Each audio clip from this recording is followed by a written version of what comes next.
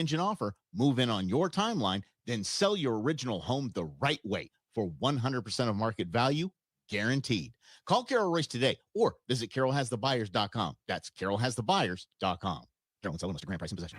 My uncle's Maytag washer lasted over 37 years. His motto, buy once, cry once. Hi, I'm Tommy Mello. When I started A1 Garage Door Service, I thought about my uncle's Maytag. Most garage door springs get about 10,000 cycles or 3 to 5 years. Our Max Life springs last over 100,000 cycles. That's a minimum of 30 years. From repairs to upgrades, call A1 Garage Door Service today or schedule online at a1garage.com. A1 from day one. KMPP FM Phoenix, live from the Casino Arizona and Talking Stick Resort Studio. Arizona Sports, the local sports leader.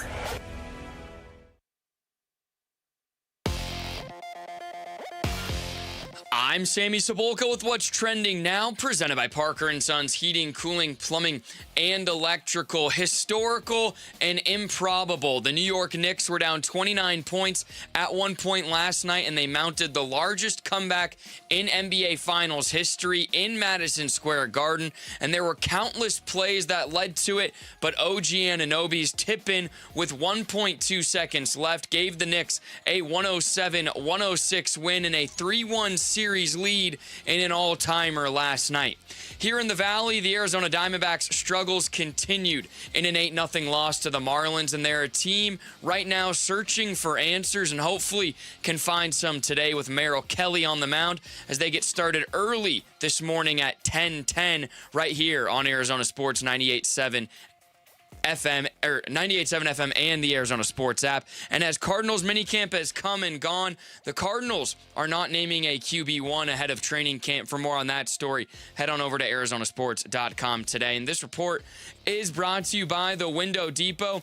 Did you know the Window Depot is more than just windows? We have doors, skylights, cabinets, countertops, even flooring, a proud partner of the Arizona Diamondbacks at thewindowdepot.com.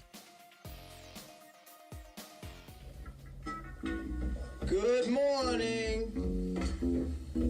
Time to get up and go to work. The power-packed morning zoo. Are you kidding me? Fire. It's the greatest radio show ever. Good morning and welcome. Dan Bickley, When America needs real advice about real life, they turn to Dan Vince Marotta, And that's crushed. Deep right center field. And Vinny has a 2-home run, 6 RBI night in the first 4 innings. Jared Carlin, This is a ferret. That's a ferret. Ferret. That's a ferret. and Sammy Cebulka. Sammy, you're not going to sing for us, are you? Arizona Sports, the local sports leader. Bickley and Marotta mornings. Shout out to Dan Bickley, my boy, him and Mr. Vince. Okay. Time to go to work. Time to go to work. Good morning. Good Thursday morning. Welcome to Bickley and Marotta Mornings as we broadcast live from the Casino Arizona and Talking Stick Resort Studios. Vince Marotta, Tim Ring, in for Dan Bickley, Jared Carlin, Sammy Cebulka. The gang is all here. Man, I feel refreshed. I went to bed at like 7:15 last night. Woo, I can't believe it's tied up at 2. What happened? I did not go to bed at 7:15 last night. No, in fact, it was the exact opposite. I could not sleep after that game. It was. I mean, come on. That's about as excited as you can get about a sporting event in which you don't care who wins for the most part. For the most part, don't have any rooting interest. It's crazy. Tim, you encapsulated it. There's a lot of times, like after a Suns game, I know the clock's ticking. And whether it's good or bad, there's just nights you can't sleep because your mind is pouring over the game. Not only could I not sleep last night, I didn't want to go to sleep last night. Same. That game was so unreal. I just wanted to soak in every bit of commentary, highlight, breakdown, reaction. I just wanted to soak it all in. I finally did fall asleep at, I don't know, 10:30, 10:45. But yeah, you did better than me. I watched the post game because I certainly wanted to hear what Charles, Shaq, and Ernie and Kenny said. Not the other guy in the sunglasses, but we'll get to him later. And then I tried to go to bed, but I had my phone. Yeah. And I couldn't stop inhaling coverage on the phone. And then I laid down and my mind was racing. And I mean, it might have been. It was way late. Put it this way. I'm not sure what time, but it was way later than I wanted to be asleep. when you're doing a morning show. But on the way in, I started to think about the East Coast morning shows. We talk about this a lot. Like, I'll listen to ESPN radio or NBA radio on my way in. There were people in that arena last night. I don't know what time they finally kicked people out. It was a party.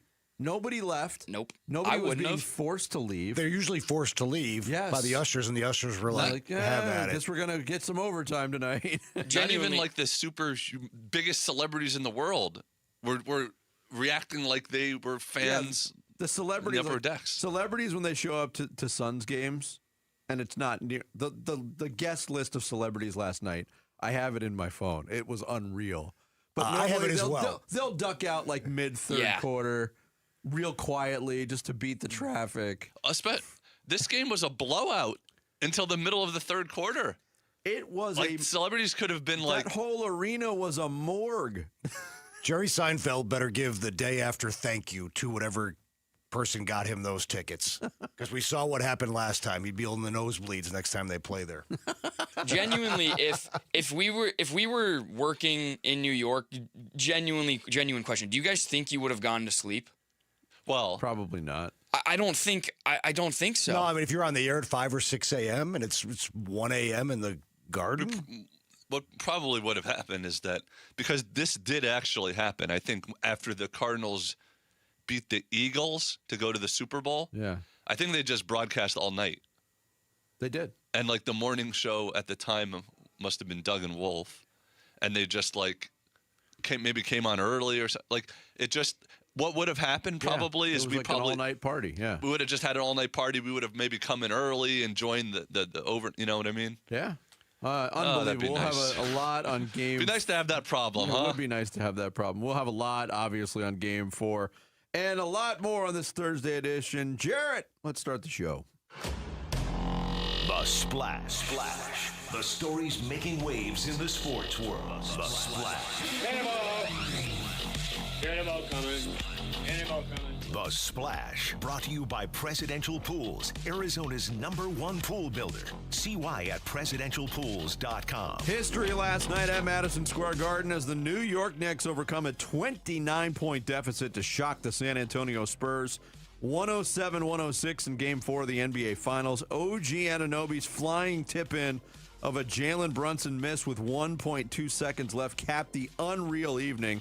The Spurs put on a clinic in the first half, hitting 14 threes, shooting nearly 60% from the floor, while putting up 76 points and building a 27-point halftime lead. But the Knicks chipped away. Spurs continued to grip. They scored just 30 points in the entire second half. The last 2 minutes was in many ways a comedy of errors, from Josh Hart blowing a breakaway layup to missed blockouts to mental errors and missed free throws. But the Knicks win it. Anunoby finished with 33 points, 7 of 9 from three-point range. Brunson at 36 to lead the Knicks. That series headed back to San Antonio for Game 5 and what could be a formality on Saturday night. I'm glad we have 4 hours to talk about it today, because we don't even have 4 hours. 3.5. 3. We're off the air early today. Oh, we're off the air early today? Yeah, we got off the air at 9:30.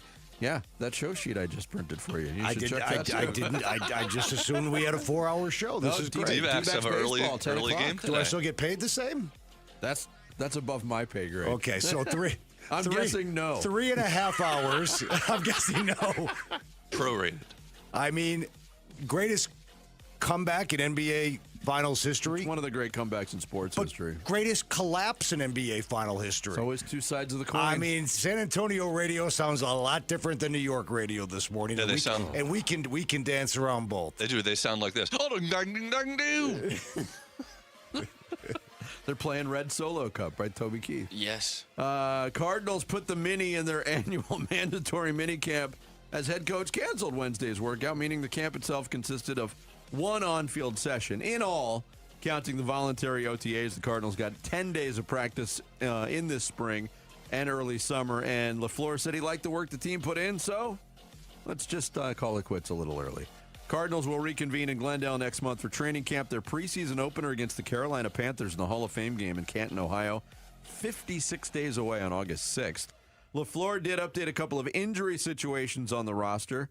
Cornerback Garrett Williams, who suffered a torn Achilles late in December, has a chance to be back by week 1, according to LaFleur, but rookie defensive tackle Caleb Proctor, a 4th-round pick out of southeastern Louisiana, may miss his entire rookie campaign with a torn meniscus. Elsewhere in the NFL, Kansas City Chiefs adding 2 years to Patrick Mahomes' contract that will keep him under wraps through 2033 at a value of $504.75 million, making it the first NFL contract ever to be worth over $500 million.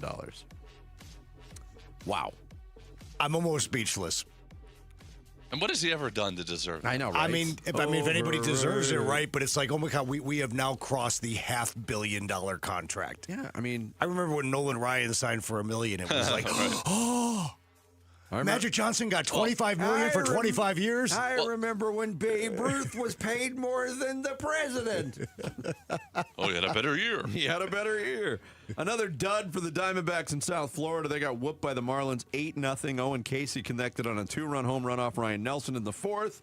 3 hitters later, Otto Lopez knocked in Javier Sanoja, and 3 hitters after that, Kyle Stowers cranked a 3-run shot off of Nelson. Miami 6 runs in that disastrous frame. And the D-backs offense just as disastrous. 6 hits, 5 of which were singles. 0 for 9 with runners in scoring position. You get the idea. D-backs trying to avoid the broom today. This morning, in fact, Merrill Kelly on the hill for the Snakes. Right-hander Tyler Phillips going for Miami. First pitch, 10-10. D-backs BP show kicks off our coverage at 9:30 a.m. here on Arizona Sports 98.7 and the Arizona Sports app. ASU's Landon Hairston, one of 3 finalists for the Golden Spikes Award, presented annually to the best college baseball player in the country. Hairston hit 400 with a school record 28 home runs for the Sun Devils this season. He's trying to become the 4th Sun Devil ever to win the award, joining Bob Horner in 1978, Oda B. McDowell in 1984, and Mike Kelly in 1991. The other finalists, UCLA's Rock Chalowski, who played his prep ball at Hamilton High in Chandler, and Georgia's Daniel Jackson, also up for the award. World Cup gets started today. On North American soil, the first time the continent has hosted soccer's biggest global event since 1994. 2 games in Mexico to kick things off. Co-host Mexico faces South Africa in the opener at noon in Mexico City. Then it'll be South Korea facing Czechia in Guadalajara at 7. Both of those are Group A contests. USMNT will see its first Group D action tomorrow night, 6 o'clock against Paraguay. Not Uruguay, but Paraguay at SoFi Stadium in Inglewood, California. Prevented the perfect score yesterday. I know. Yes. And the Mercury in action in WNBA play tonight. They are on the road to face Paige Beckers and the Dallas Wings in another Commissioner's Cup game. Mercury 2-2 so far in the Cup standings. Tip-off, 6 o'clock. You can catch it on Prime. The good news is Paraguay is no longer the biggest joke in sports history. You're saying Paraguay. Or Uruguay. What did you say? Uruguay. Uruguay, yes. He said Uruguay yesterday when you it said was Uruguay. Paraguay. It was Paraguay. Yeah. So there you go. The Knicks and Spurs. The Spurs let you off the hook. Thank you, Uruguay, Paraguay, green jacket, gold jacket. Tomato. There's your splash for this Thursday, June 11th. An incredible comeback, an epic collapse, and a result that left everyone saying, did that just really happen? We'll talk about a historic NBA Finals game next. It's Bickley and Murata Mornings. Tim Ring in for Bick all week long here on Arizona Sports, the local sports leader.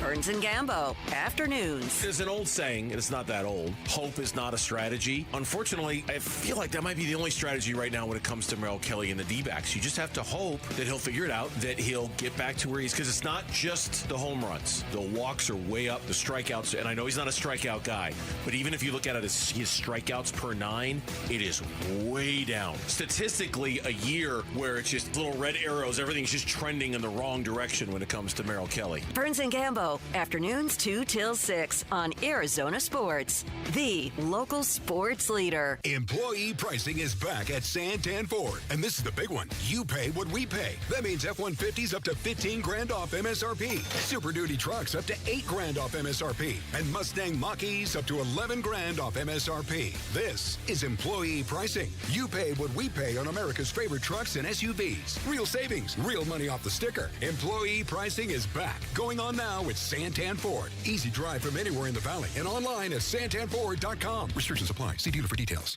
If you are waiting for someone to come along and make your private student loan debt melt away, I got to be honest with you, it's not going to happen. That's not how private loans work. There are no forgiveness programs on the way, but there is Why Refi, the next best thing for people in this situation. Hey, it's Vince Marotta, and Why Refi helps people with distressed or defaulted private student loan debt refinance into a low, fixed-rate payment that they can actually handle. Why Refi is not going to make you feel bad about your situation. They're not going to grill you about how you got into that situation. They meet you where you are and work with you to build a plan that makes sense for your budget, your income, and your real life. If other lenders have told you no, that's when Why Refi does its best work. They were built for the people traditional lenders give up on. Your private loans don't get to define your future. You can take back control today with Why Refi. Give them a call. Their number, 888 YREFI85, or visit YREFI.com. That's the letter Y, REFY.com. We know what's coming. The world's biggest soccer tournament. Yep, Paul Calvi's here. And from the opening stage to the final or the NBA finals, you can trade it all on Kalshi. Kalshi, it's the largest prediction market in the world. Regulated and live in all 50 states. Ask Giannis, Bryson DeChambeau. Heck, the U.S. Open is coming. And remember, on Kalshi, you're trading against peers in a live market, meaning there's no house. And as probability changes, you can buy in and out of your position. Speaking of, USA or Mexico, which host nation will advance further? Both trading around 40%, which means $100 pays out $250. And for a limited time, download the Kalshi app, use referral code AZSports, one word, AZSports, and get $10 when you trade 10. Referral code AZSports, one word, on the Kalshi app, KALSHI, Kalshi, trade on anything. 18 plus only. Restrictions and eligibility requirements apply. Event contract trading involves risk and may not be suitable for all investors. Prices, value, and available markets may differ from those mentioned. For more information, see kalshi.com/regulatory. My name is Whitney Allen, and I'm a widow. My husband, Ryan, died. We never thought we'd ever have to use life insurance, but the unexpected happened. With Ethos, signing up was fast and 100% online. You can get a quote in seconds, apply in minutes, and get same-day coverage. No medical exams, and you can get up to $3 million worth of coverage. I'm grateful we were prepared. Get your free quote at ethos.com/beat. That's ethos.com/beat. Paid spokesperson. Time spent on application may vary. Online health questions required. Hey, John, why so glum? I just got let go. The company's downsizing. This is the third time in the last 2 years. I'm done with this. Have you thought about My Computer Career? I've heard they can train you for a career in IT in just a few months, including cybersecurity and the basics of AI. And you don't need prior training or experience. Now that's a recession-resistant career. Wow, thanks. I'll check them out. Go to mycomputercareer.edu and take the free career evaluation. Mycomputercareer.edu, an Elite CompTIA certification partner. Financial aid is available to those who qualify, including VA benefits. Staples has hundreds of ways to grow your business this spring, like spectacular signs, brilliant brochures, eye-popping posters, mouth-watering menus, and more. Shop now through June 13th and save up to $150 on all your custom prints. Staples, that was easy. Come on. I'm burning. Come on. Come on. Arizona Sports. Floor Burns with Bickley and Marotta. Knicks were down as many as 29. Anunoby gets it into Brunson. Brunson pulls a quick three. Off the front rim, no. Tip it, good! For the lead with 1.2 seconds to go. OG Anunoby flying out of nowhere. And this place is rocking at the Garden. The decision by Jalen Brunson to go that quickly is enormous, Kesty, because it opened up exactly that. You have to give yourself two chances to win. A shot at the bucket, and then give your teammate a chance. And oh, gee, oh, my. Mark Kestecher and Doris Burke on the call. Yeah, you can't spell OMG without the OG part. What an unbelievable individual effort on that play. And it capped the comeback, and now this is a game that's going to be talked about forever on both sides, fondly in New York and elsewhere. And I can't even imagine what Spurs fans feel like today. Now, the smallest of asterisks, unless the Spurs wound up winning this series still. Do you think there's any way on God's green earth? I don't know how you. We'll get into that later. I don't know how you. I don't know how you recover from that. If you're I do think there's still a chance. This might. I think the games were have been so close. They're so even. It's 3-1 though. I mean, they might win Game 5.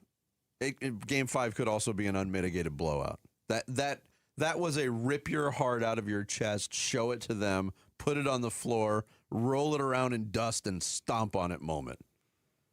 I don't know how psychologically you recover from that. Yes, all signs point to that. Historically speaking, emotionally speaking, they may win Game 5, but you're right, Vince. And think about it like the beauty of sports. Sports is not scripted.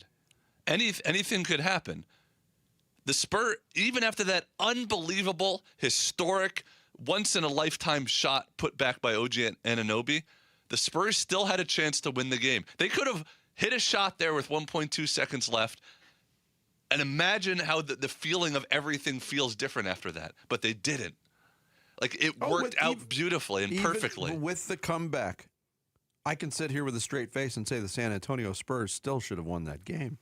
Yes. From the missed free throws to the Fox bonehead play, like all of it. Sometimes sports works out in that way, though, where everything just works out perfectly to have a historic, unbelievable moment. 25 to 30 things had to happen in that second half. And they all happened. It's just one other thing happened. Wemby makes, we can go down the list. Yes. Over the next 3+ hours. But Jared hit on something, because I was thinking about it too on my drive in today, about the beauty. That was this is why I love sports game. Even with the pain mixed in on the San Antonio side, which I'm okay with. I hate the San Antonio Spurs.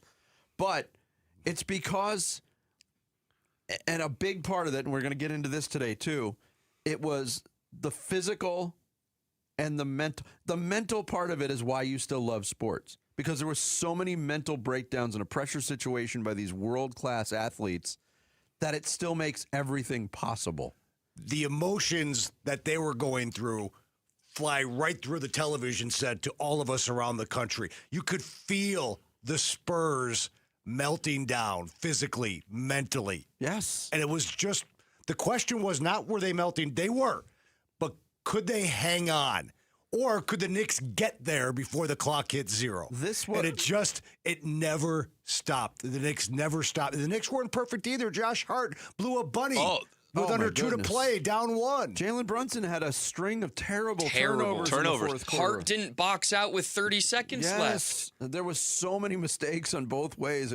There was a couple of times where during the comeback where there would be a big Knicks turnover or where the Spurs actually would hit a shot and you'd be like, that just did it. That just did it. This was fun. Yeah, but that 3 by Fox with 2 minutes or whatever it was, put them up by 7. That's what they needed. That Brunson turnover where it went from 5 back to 7 or whatever. Or how about, regardless of what Doris said there live in the moment, if Anunoby doesn't tip that in, people are wondering, why did Jalen, I know he had Wemby on him, but he pulled up from 35. There was some debate on whether or not he went too quickly. We heard the call from Doris Perkins. She brought up a great point.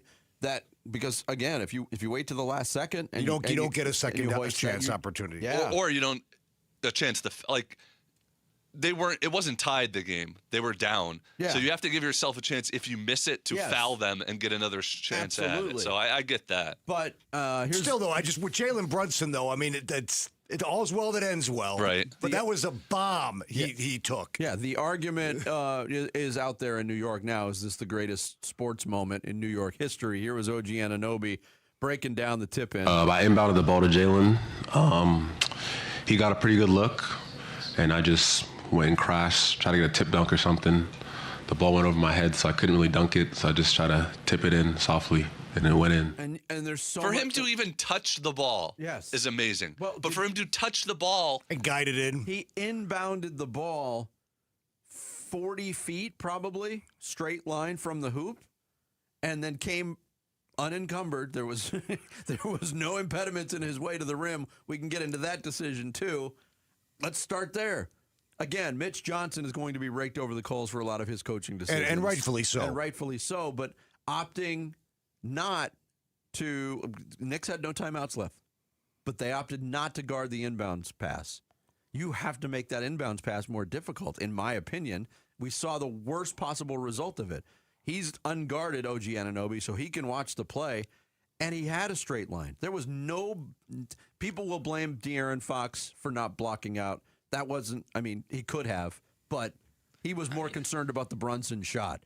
That's what made the whole thing possible, was the decision not to guard the inbound pass. Right. Well, Fox got caught kind of in no man's land, He right? did. Because it was clear that Wemby was going to take Brunson. Yes. So Fox, it wasn't like he was really double-teaming Brunson. Again, he was just kind of standing around out there and just didn't have the wherewithal once the shot went up, like, oh, crap, I better go find Anunoby and put my butt into him and try to at least keep him out, because I think he got caught watching the shot and got caught up in the moment. But you're right. It goes back to the decision to not guard the inbounds pass, which we saw pay off for the Knicks in the final 1.2 seconds. Yes. Because as much as I disagree philosophically with not going to the biggest, they have the greatest 1.2 second left weapon in the history of the game. The greatest throw it up and tip it in guy ever, right? And they chose to use him as a back screener. To Johnson's credit, the play actually worked. Okay, Castle came free on the back screen. Josh Hart got caught up with Wemby at around the free throw line. But the reason why Dylan Harper's pass didn't connect with Castle is because Karl Anthony Towns was guarding the inbounds, and he got a hand on it. See what can happen when you guard the inbound pass with a tall player? More like Karl Anthony inbounds.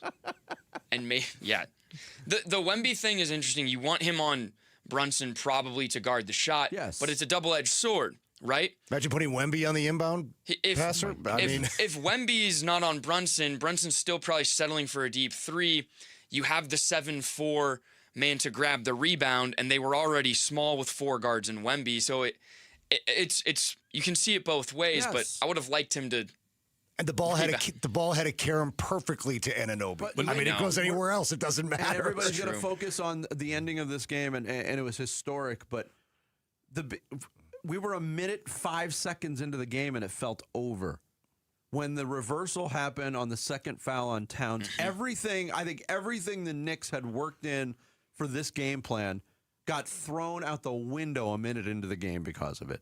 And they were scrambling. They used 12 players in the first quarter, I think. They couldn't find the right mix. For all of these reasons, it was just one of the most unbelievable games you'll ever watch. No team in NBA Finals history had ever scored 76 points or more in a half. No team in NBA Finals history had ever scored 30 points or fewer in a half. And the Spurs did it both in the same halves. Game. It's unbelievable. They went from the finals record 14 for 26 from 3 in the first half. In the second half, they were 3 for 17. They shot 20.5%. I mentioned the 30 points. They had 2 turnovers in the first half, 10 in the second half. I mean, we're just getting started on this thing. This is something we're going to peel off for the next 3 hours, and it's going to be fantastic. Yep. Other stuff to talk about, too. Like yesterday, the Cardinals, they put the mini in mini camp. 1 practice and out. We'll get into it next. It's Bickley and Murata Mornings with Tim Ring and for Bick on Arizona Sports, the local sports leader. East Valley, West Valley, North Side, South Side, and Central. Arizona Sports covers high school sports all over the Valley. Saturday mornings 9 to 11 on The Kevin McCabe Show. If it involves competition on a court, field, pitch, rink, or track, the Dean is talking about it on the Arizona Sports app and 98.7. The Kevin McCabe Show. Saturday mornings 9 to 11. Hey everybody, Dan Bickley here, and sports fans know it's great to be number one, and that's what you'll get from Chapman BMW, the number 1 rated BMW dealer in Arizona, your premier destination for luxury and performance. Chapman BMW, a family-owned, award-winning business for nearly 6 decades, and whether you visit their store on Camelback Road in Central Phoenix or Chapman BMW in Chandler, you are stepping into a world-class car buying experience. From Ted Chapman all the way down to the certified technicians in their service centers, everything they do is elite. Those 2 locations also guarantee you the best selection you are going to find in the Valley. So pick a location, take a test drive, then make sure you ask for their GM, Shane O'Hanrahan, who has vowed to hook up every one of our listeners. Put him to the test. You will not be disappointed. You can always shop online at ChapmanBMW.com. That's Chapman BMW. 2 great locations, 1 great experience. Meet Matthew Preston. Inside his apartment, everything he holds dear is protected by Progressive's Renter's Insurance, like his laptop and a surprisingly valuable collection of baseball bobbleheads. Outside his apartment, his laptop is still protected, as are his bobbleheads, which he carries around with him for reasons no one knows. Renters, the limits of protection aren't just the four walls of your home. When you're in Progressive's Protection Zone. Get a quote at Progressive.com. Progressive Casualty Insurance Company, affiliates, and third-party insurers. Finding great candidates to hire can be like, well, trying to find a needle in a haystack, but not with ZipRecruiter. Its powerful technology actively finds and invites qualified candidates to apply to your job. So while other companies might deliver a lot of hay, ZipRecruiter finds you the needle in the haystack. See why 4 out of 5 employers who post a job on ZipRecruiter get a quality candidate within the first day. Try ZipRecruiter for free at ZipRecruiter.com/free. That's ZipRecruiter.com/free. ZipRecruiter. All right, Wolf, you've had All Pro Shade concepts at your house for a couple of years now. What is one thing you'd tell your listeners about them? Oh, brother, you gotta have shade. Temps hitting triple digits and the kids won't go outside? You gotta have shade. Hosting a backyard barbecue? You gotta have shade. Patio furniture fading? Robert, you gotta have shade. Wolf, is there anything else you'd like to add? Yeah. Get your free estimate at allproshade.com. That's allproshade.com. Because you gotta have shade. Do you owe $10,000 or more to the IRS like Will? When I was 50, my whole life fell apart. I lost my job, I lost my wife, I lost the house, I lost pretty much everything except for my life. When the IRS came calling, I just didn't have it in me. I felt like Wile E. Coyote, just waiting for that IRS anvil to drop. Then Will found tax relief advocates. I heard their advertisement on the radio, I wrote down the number, and I made the call that changed everything. The IRS gave me a bill for $40,000. Tax relief advocates got that down to $3,200. I've paid 9 cents on the dollar. Now that's a great deal in anybody's book. If you owe 10 or even hundreds of thousands of dollars to the IRS, don't lose hope. Do what Will did and call TRA for a consultation. But for me, the real win is I got my life back. Visit TRA.com or call 800-488-2578. 800-488-2578. That's 800-488-2578. 2 Jeeps, $50,000. 2 big nights. Only at Casino Arizona this June and July. Earn entries starting June 1st, then join us on Wednesday, June 24th and July 29th for the grand prize drawings. You could drive away in one of 2 Jeep Wranglers or win your share of up to $50,000 cash. Don't miss your chance to win big. Details at CasinoArizona.com. Casino Arizona, uniquely Arizona. Must be 21 or older. Problem gambling? Call 1-800-NEXT-STEP. I'm Sammy Sepulka with what's trending now, presented by Parker & Sons Heating, Cooling, Plumbing, and Electrical. The Arizona Diamondbacks are a team in a slump right now. After their 8-0 loss last night, they have lost 9 out of their last 12 and now just 1 game above 500.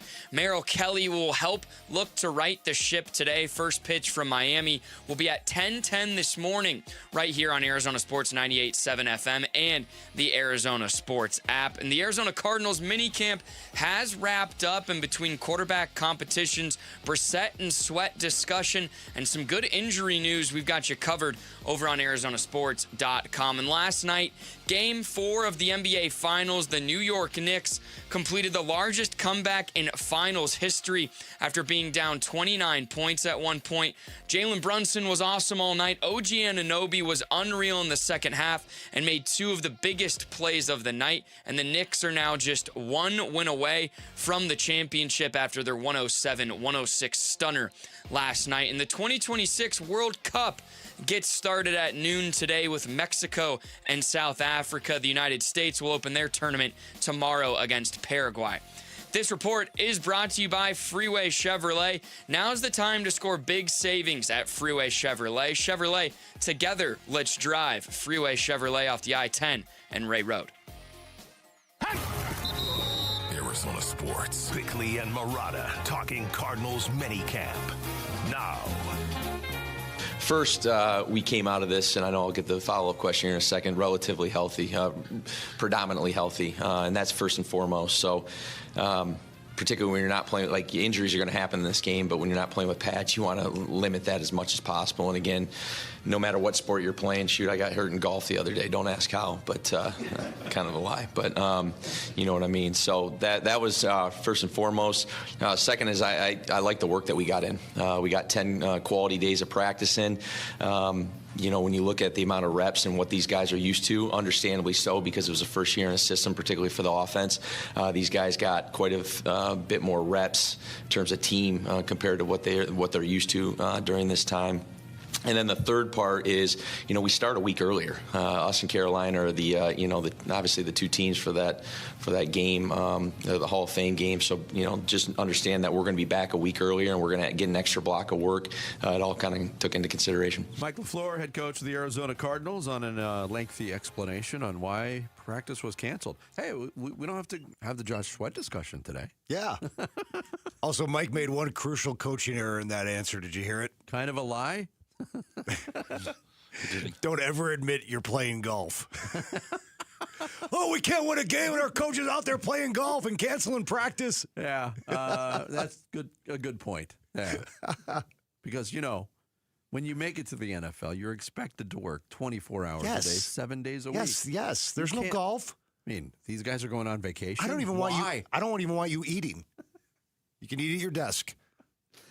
My biggest takeaway from, and this is not specifically to this year, it's just been brewing to this point. I can't stand OTAs and minicamp. It's another way, like back in the day, it wasn't a big thing. It was just part of the job. The guys showed up, did their work. It wasn't reported on. It wasn't. There weren't. But Vince, back in the day, the combine wasn't a big thing. But that's still stupid. After all these years, it's still stupid. I don't disagree. Let's talk when training camp starts. They had 2 days on the schedule for mandatory minicamp. They cut it in half. If it was that important, nobody would do that. You could say, yes, it's about team building and chemistry and camaraderie. Okay, I'll bite a little bit. But if it was that important, show up for 2 days of work and then go. It was a little surprising. You would think that they would take advantage of any opportunity with a new system and a new head coach. Other teams do it too. I get it. It's not a big deal. You referenced Josh Sweat. To me, that's the biggest deal. I kind of wanted to see if he was going to be out there. Yeah, yesterday. that was the thing. Because that would be telling either way. I want to clarify. I'm not saying the team shouldn't do it. We shouldn't pay that much attention to it, is what I'm saying. I agree with all that too. Okay. Like it's not going to make a difference on the field come September that they practiced or didn't practice. Yeah, but you bring up the Josh Sweat thing. I brought it up tongue in cheek. It's true. They didn't have to answer the questions yesterday on Josh Sweat because there was a lot of pouring over the comments from the previous day from Mike LaFleur when he said, "Well, if he could practice, he would practice." What? He could practice. He didn't. Because you said he couldn't practice because you weren't going to do that to him because he just showed up. I get it. And if Josh Sweat was not out there again yesterday, those questions would have come again. Yes. And it would have put Mike LaFleur in a bit of a difficult position, especially if Sweat is, in fact, holding in. We just don't know. Nothing's been reported. The only reporting that I think has validity in terms of the future of this thing with Sweat is Rappaport's report that they're not going to trade him. Mm-hmm. So that's why it was even more shocking on day one when he was not out there practicing. Sure. Mike LaFleur also did share with the media what he has learned about his team in his first year as a head coach through this process. Yeah, what I've learned about them is, like I said yesterday, I think they're a mature team. I think they know how to work. I think there's been a lot of good foundations set, and I think they know that there's a lot of work to be done. Every team leaves this usually feeling pretty good. Usually through training camp, you feel pretty good, even though it's getting close. And then adversity hits. Week 1, week 5, whatever, a storm's coming. And that's when we'll really find out more about ourselves. Yeah, so they'll go their separate ways. July 22nd will be the day that they report to training camp in Glendale to start getting ready for the season, to start getting ready for that extra preseason game they have this year. The other big headline from a positive standpoint was the injury news on Garrett Williams that Mike LaFleur shared, and here was that news. We got great news on Garrett. That will not happen for him to be back right in July.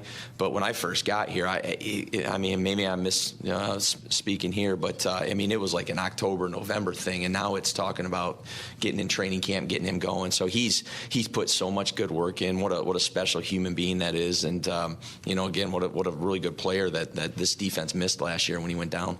He's got a chance for week one? He'll have a chance for week 1 for sure. That is awesome news. Oh, it's incredible. And keep in mind, Williams ruptured that Achilles on December 22nd. Yeah. Achilles, by and large, can be a year. When that happened, I'm like, man, Unless you're Jason Tatum.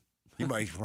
But he's more Jason Tatum than Tyrese Halliburton. But this is all good because usually when that happens, that's what you're looking at. And when LaFleur got here, he heard the same thing. Like we're talking October, November for one of their more impactful players. So the fact that he might be ready for week 1, that's a remarkable job of healing and rehabbing by Garrett Williams. Then you also hear that Connor and Benson and Ryman and Nolan the third will be back for training camp. Maybe not at the beginning of training camp, but they will be back at some point in training camp. Because I was wondering if Walter Nolan's injury was going to drift into the regular season. But if he's out there for training camp, he should be out there for week 1. Yeah, he said he's trending well as well. The bad news on the injury front was to a rookie, Caleb Proctor, 4th-round pick out of southeastern Louisiana, meniscus tear. He's going to be out for quite some time, might miss the entire season. Which continues the Cardinals' impressive streak of drafting defensive linemen and front 7 players who immediately get unbelievable. Injured. This is basically, I mean, if you go back to B.J. Ojulari, listed as a defensive end, edge rusher in 2023, his whole career has been marred by injury.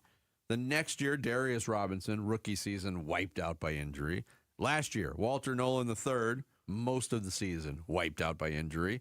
At least those guys got on the field. Caleb Proctor might not even get that opportunity. Which is odd because as great as the Garrett Williams news is, because it's an Achilles and it's usually a longer injury to recover from, what's odd to me about the Proctor thing is we're still kind of in early to mid-June and it's a meniscus tear. I've had that before. Other guys have had that before, and they've come back relatively quickly. So I don't know what's going on with that particular meniscus tear, but that's bad. When they're saying it already in June that might wipe out his season. Yeah. Now, maybe it's a case where he would be ready, but they don't want to use the roster spot because of his standing on the team in terms of being a 4th-round pick and a rookie. But it's not a top 2-round pick, let's say, but it was someone that they were excited about. Sure, so I'm just trying to wrap my head around what's going on. I mean, maybe it's a really bad meniscus. I don't know. I get what you're saying, but the meniscus injury, I used to think of it that way too. It was like, it's a month maybe. There's been cases of that. Sure. Really quick turnaround. They kind of run the whole spectrum on severity.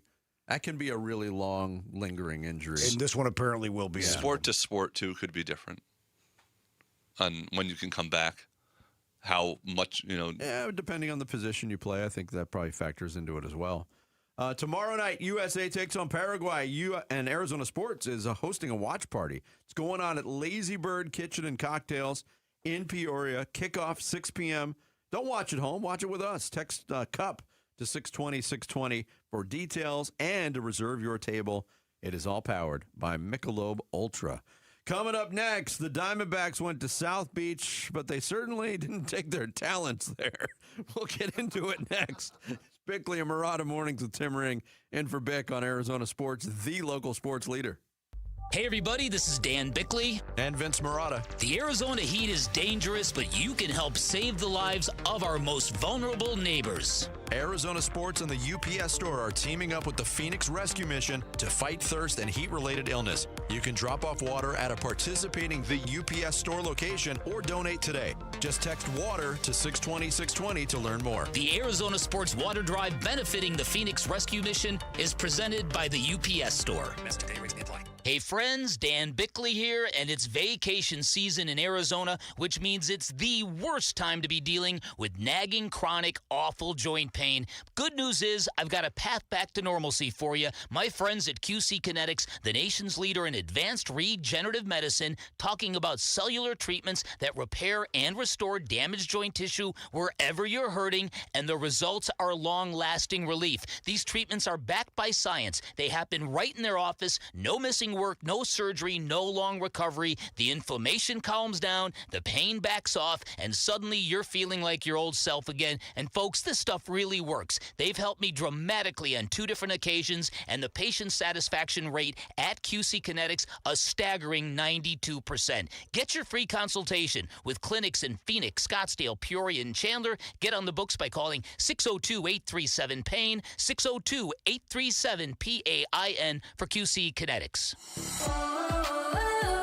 As a fitness coach, my active psoriatic arthritis can slow me down. With Skyrizi, risankizumab Riza, I'm treating my skin and joint symptoms so I can keep moving. Skyrizi, a prescription-only injection for adults, helps me move with less joint pain, stiffness, swelling, and fatigue. And for those who have plaque psoriasis, 90% clearer skin is possible. With Skyrizi, there's no daily dosing. It's just 4 doses a year after 2 starter doses. Don't use if allergic to Skyrizi. Serious allergic reactions, increased infections, or lower ability to fight them may occur. Before treatment, get checked for infections and tuberculosis. Tell your doctor about any flu-like symptoms or vaccines. Thanks to Skyrizi, there's nothing like clearer skin and better movement. And that means everything. Ask your doctor about Skyrizi. Visit skyrizi.com or call 1-866-SKY-RIZI to learn more. Hi, this is Stuart Willis, President of Asset Preservation Wealth and Tax. A personal relationship with your financial advisor really matters. It's super important that you have the ability to talk about anything you need to with your advisor. So if you have been pushed off to a call center and you don't have a one-on-one relationship with your financial advisor, then reach out to us at assetpreservationwealth.com. That's assetpreservationwealth.com. Investment advisory services offered through Foundations Investment Advisors, LLC, an SEC registered investment advisor. It's the world's biggest soccer tournament, and you can trade it all on Kalshi. Yep, trade every match from the opening stage all the way to the final on Kalshi, the largest prediction market in the world, regulated and live in all 50 states. Kalshi. Hey, which continent's going to reign supreme and bring home the cup? Paul Calvisier last week checked South America, trading at 22%, meaning a $100 trade pays out over $400 if one of those countries wins soccer's biggest prize. And remember, on Kalshi, you're trading against peers in a live market, meaning there's no house. And as probability changes, you can buy in and out of your position. And for a limited time, download the Kalshi app and use code AZSports to get $10 when you trade 10. That's code AZSports on the Kalshi app. Kalshi, Kalshi. Trade on anything. 18 plus only. Restrictions and eligibility requirements apply. Event contract trading involves risk and may not be suitable for all investors. Prices, value, and available markets may differ from those mentioned. For more information, see kalshi.com/regulatory. I'm John Morgan of Morgan & Morgan. Why should you hire America's largest injury law firm for your case? There's lots of reasons. Just like there's a reason millions of people called us last year in their time of need. When it comes to fighting for justice and compensation, millions of people across the country trust us to go to battle for them. We became the largest injury law firm in the world for a reason. There's only one Morgan & Morgan, forthepeople.com. Injured? Dial pound law or visit forthepeople.com for an office near you. Arizona Sports. Swung on, that is hit high and deep. Bickley and Murata talk D-backs baseball now. First pitch swinging, Owen Casey slams one to right. It's on its way and it's gone. Ambush Nelson, he swung at the first pitch, I think, in every at-bat of this series, and this time just hits a tee shot for a 2-run home run, his 6th. Second and third, Marlins already have a 4-0 lead. And he's, oh boy, high deep drive to right. Carroll just turns, looks, and it's into the second deck. A hammer shot for Stowers. And they are blitzing Nelson and his fastball. It's a 3-run shot, his 5th. And all of a sudden, Miami up by a touchdown. Chris Garagiola on the calls on the D-backs radio network. We're big fans of the good Lord call. He threw in an oh boy. Oh boy. Oh boy. Up by a touchdown. It was an oh boy inning in the 4th inning against Ryan Nelson. 6 runs by the Marlins. They win it 8-0 yesterday. Where do you want to start on the problem list with what's going on with the Diamondbacks right now? Well, how about the biggest picture of all? That they're not winning games right now. I mean, they've lost 9 of their last 12. So all the good vibes and momentum built from that stretch against the Giants and the Rockies. I mean, that momentum train kind of hit a dead end right away in Seattle, but they've not been able to pull themselves out of this tailspin. No.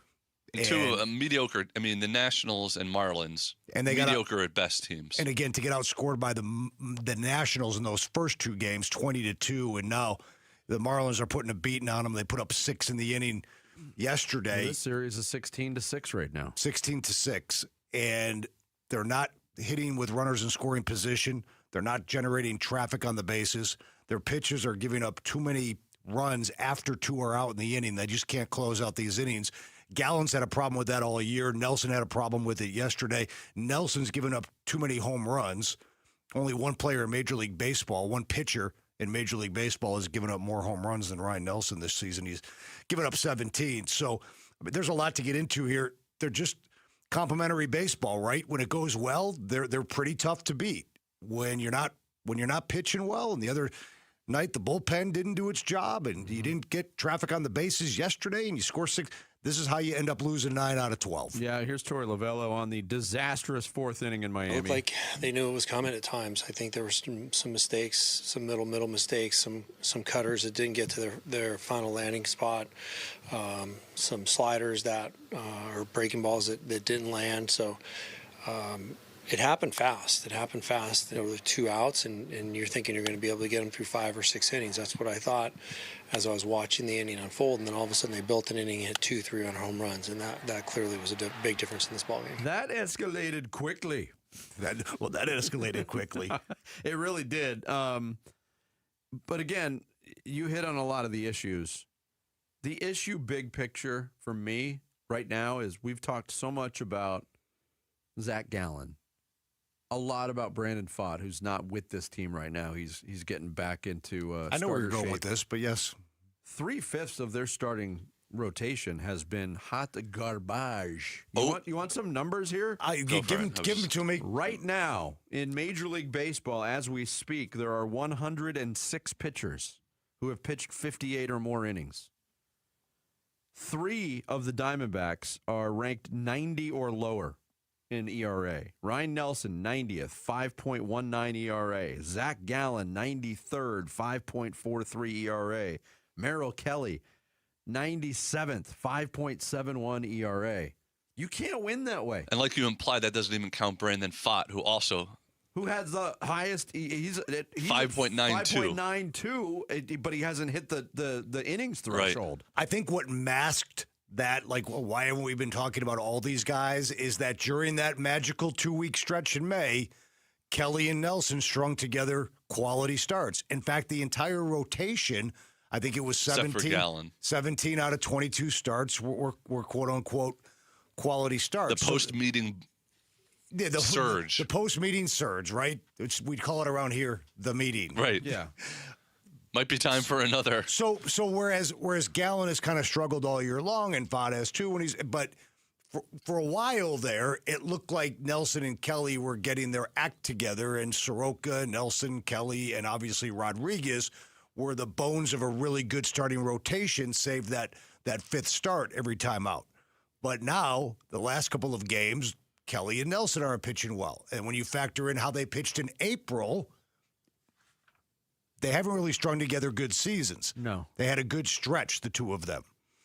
So that's why I think it hasn't been a full-on assault of the starting rotation, because for a couple of weeks there, 4 guys were really humming. Yeah, and this stretch of not hitting with runners in scoring position is remarkable. And not in a good way, but it is 0 for 9 yesterday, right off the bat, 2 runners on in the first inning with 1 out.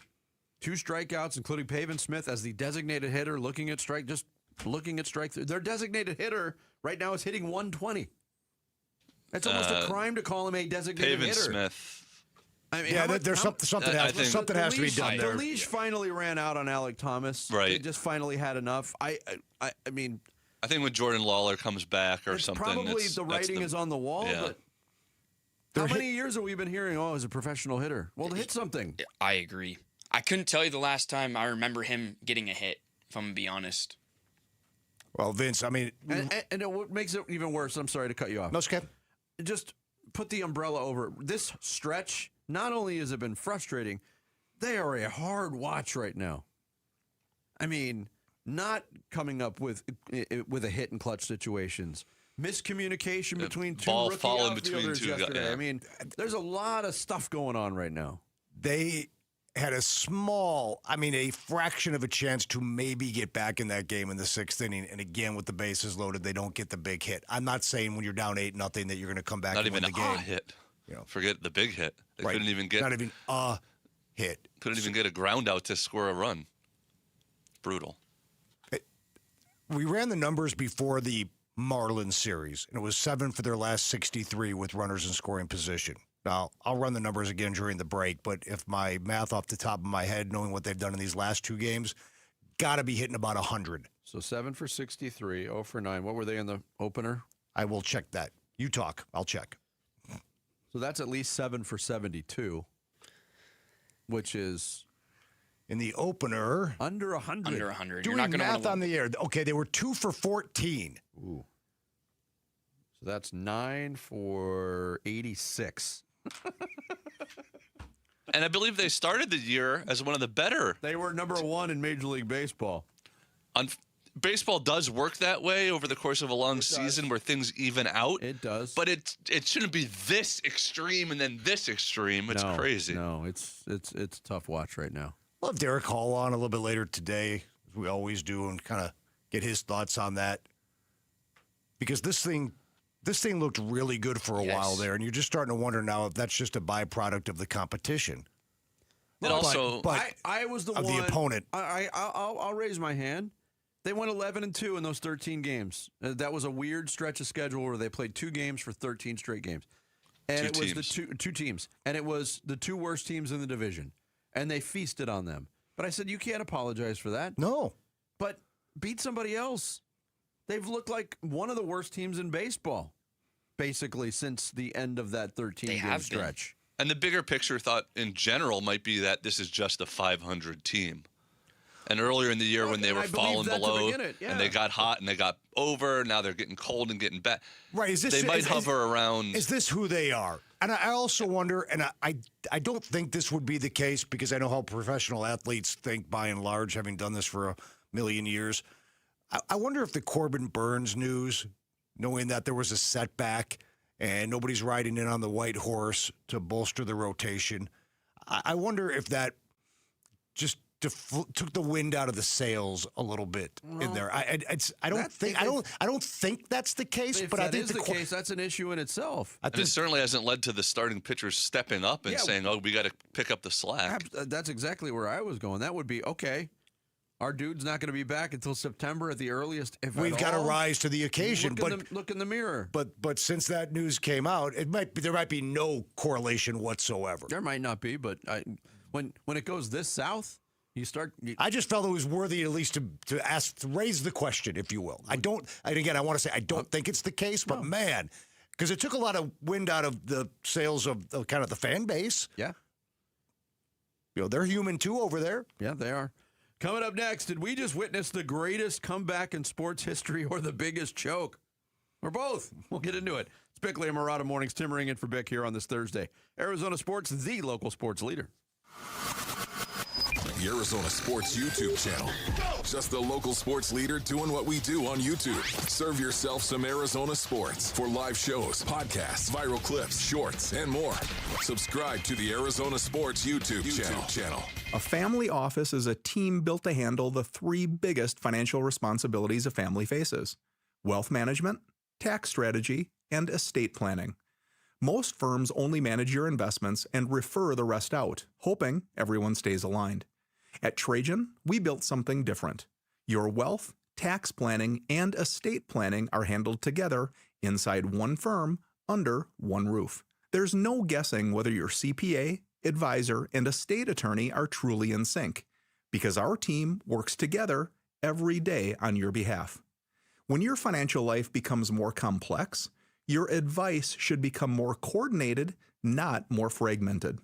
One plan, one trusted team. Call Trajan today, 855-TRAJAN-1. That's 855-TRAJAN-1. Trajan Wealth, an SEC-registered investment advisor. Additional services through Trajan Estate and Trajan Tax. Additional disclosures and accreditation at TrajanWealth.com. Hey, it's Gambo. Let's chat for a second. If you're over 40, you'll know exactly what I'm talking about. I hit that point myself where your energy drops and weight doesn't come off like it used to. I was still working, still active, but it wasn't the same. That's because your body changes. It's biology. But it doesn't mean you have to accept it. You can fight back. That's why I've been taking M-Drive for over 10 years. Not because it's hype, because it helps me stay energized and lean. It's built for men over 40 to support steady energy and metabolism. So when you're active, you get results. No extremes, just a daily supplement you take every day. If you're feeling that shift, don't wait. The longer you wait, the harder it gets. You could go to mdriveformen.com and use the code GAMBO for 20% off your first order. You could also go to Sprouts. mDrive is the #1 men's selling health brand at Sprouts. Or again, online, go to mdriveformen.com, put GAMBO in the promo code, and get 20% off your first order.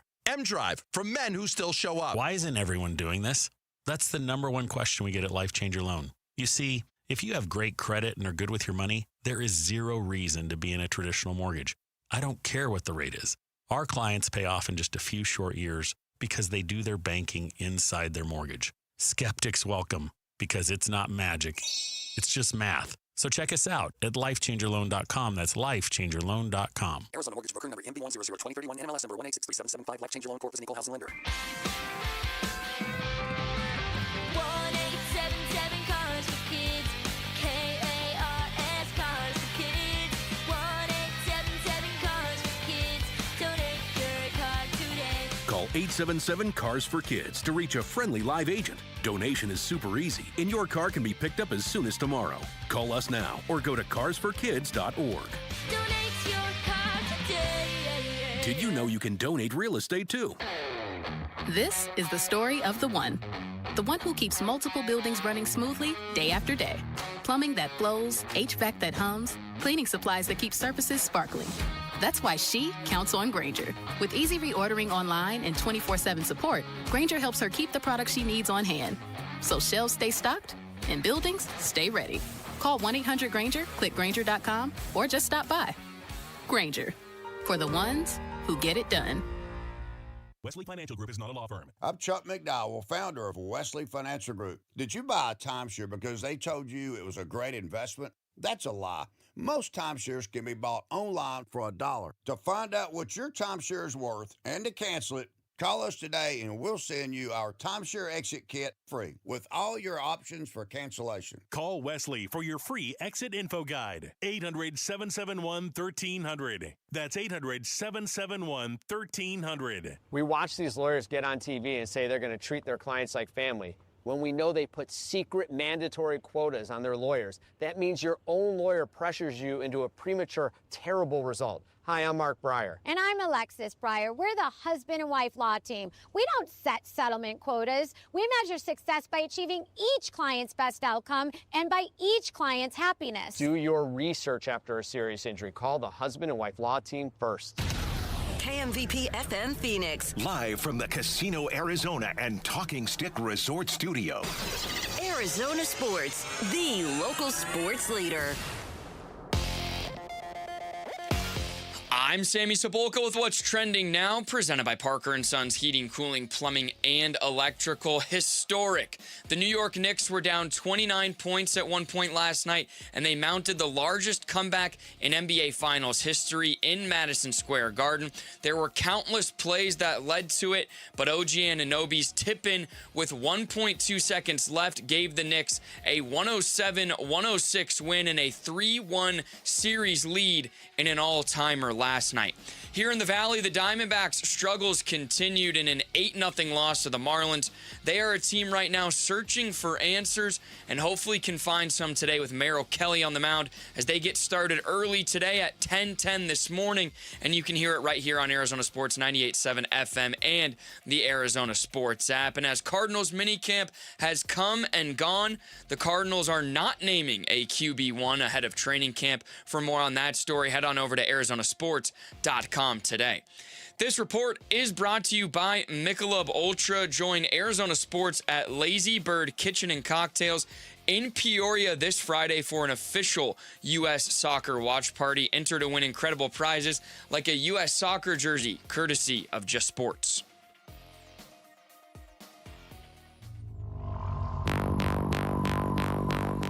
Hey, it's Wolf. Where do the NBA Finals stand after Game 4? We'll be reacting to Knicks Spurs after today's Diamondbacks game.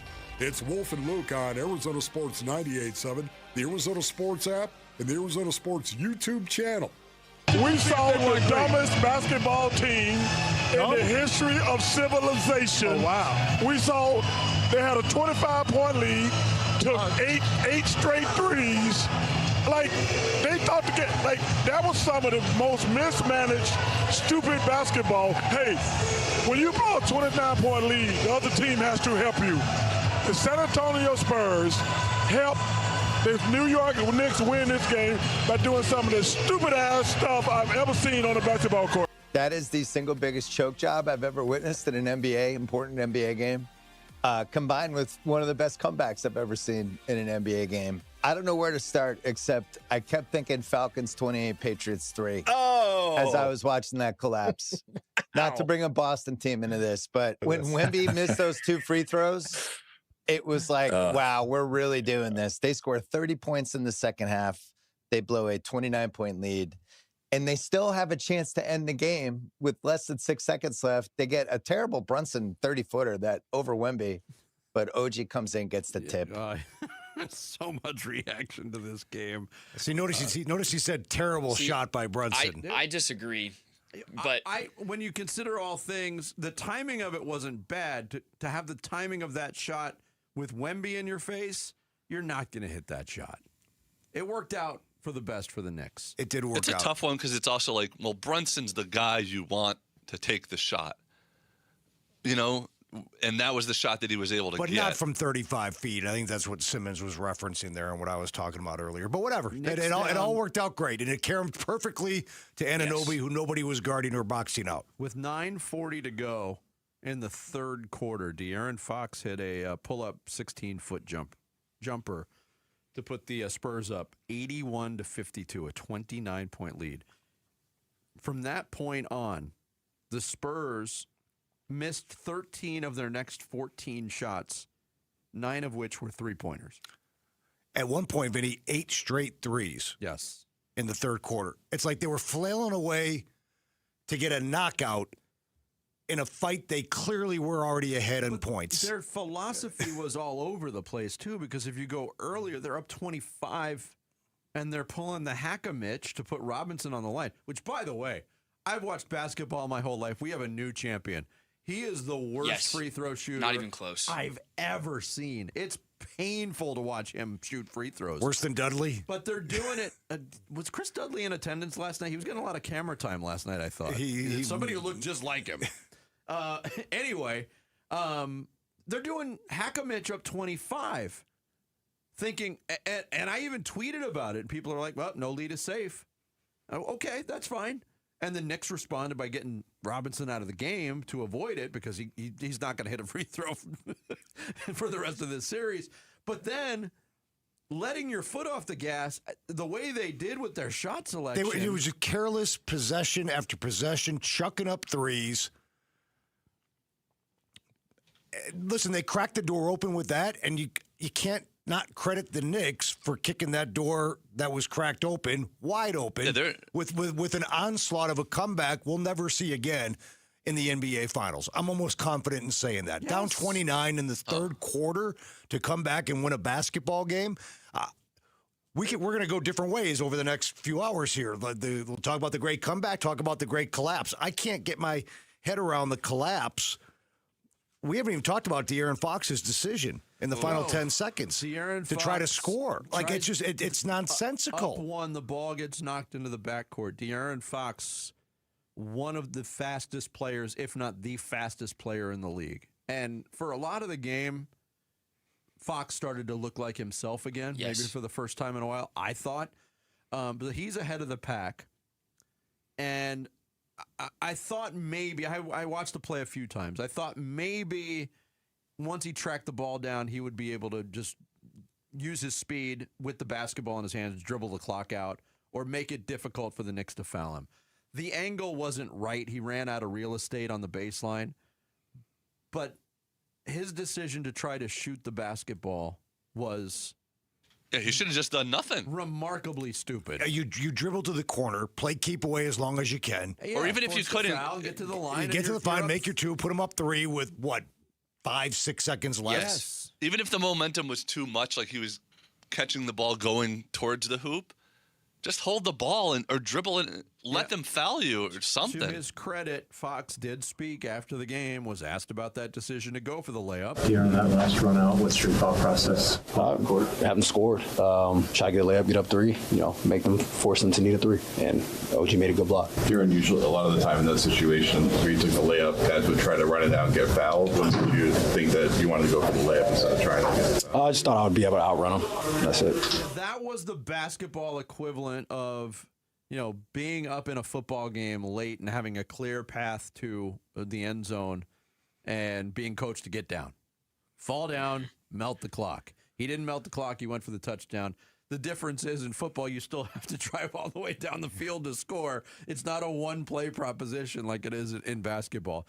Just a remarkably stupid decision by De'Aaron Fox, who had a bunch of bad decisions in the second half of that game.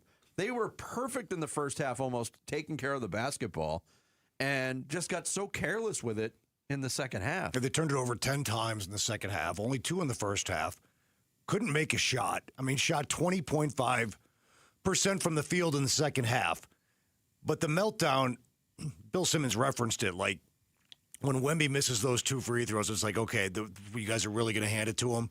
And then Castle steps out of bounds. You and I were texting last night. Did he really step out of bounds? Go ahead. You have the floor. Go ahead. I went back and I watched that because I've been mini ranting a little bit because I think the out-of-bounds play is the most missed play in basketball. Officials blow it all the time. In fact, there was a challenge last night where the ball clearly went right in front of the Knicks bench, right off of Wemby's hands, and they just blew the call. They called, and maybe they were influenced by the fourth official on the floor, John Starks, who is basically basketball's version of Michael Irvin at this point. Castle's feet never hit the baseline. I couldn't tell on reviewing it whether or not he dribbled on the baseline. The ball. But there was very little discussion about it. I would love to see somebody break down the film with different angles. It's funny. I think the broadcast was so caught up in the emotion of the unbelievable nature of what was happening that a lot of stuff didn't. The final play was never really shown again. What happened? Did Towns get a hand on it? We saw obviously that he did. Yeah. The Alvarado over and back, which wasn't called, but maybe it wasn't over and back. It's not an over and back, and they fouled him just before. But that's like those minuscule. There we go.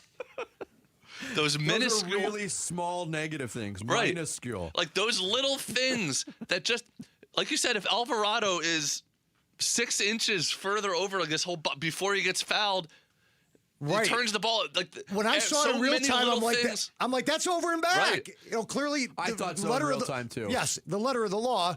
Right. And there's also maybe a timeout called, which But so many little things had to happen on both sides for this comeback to happen. It's unbelievable.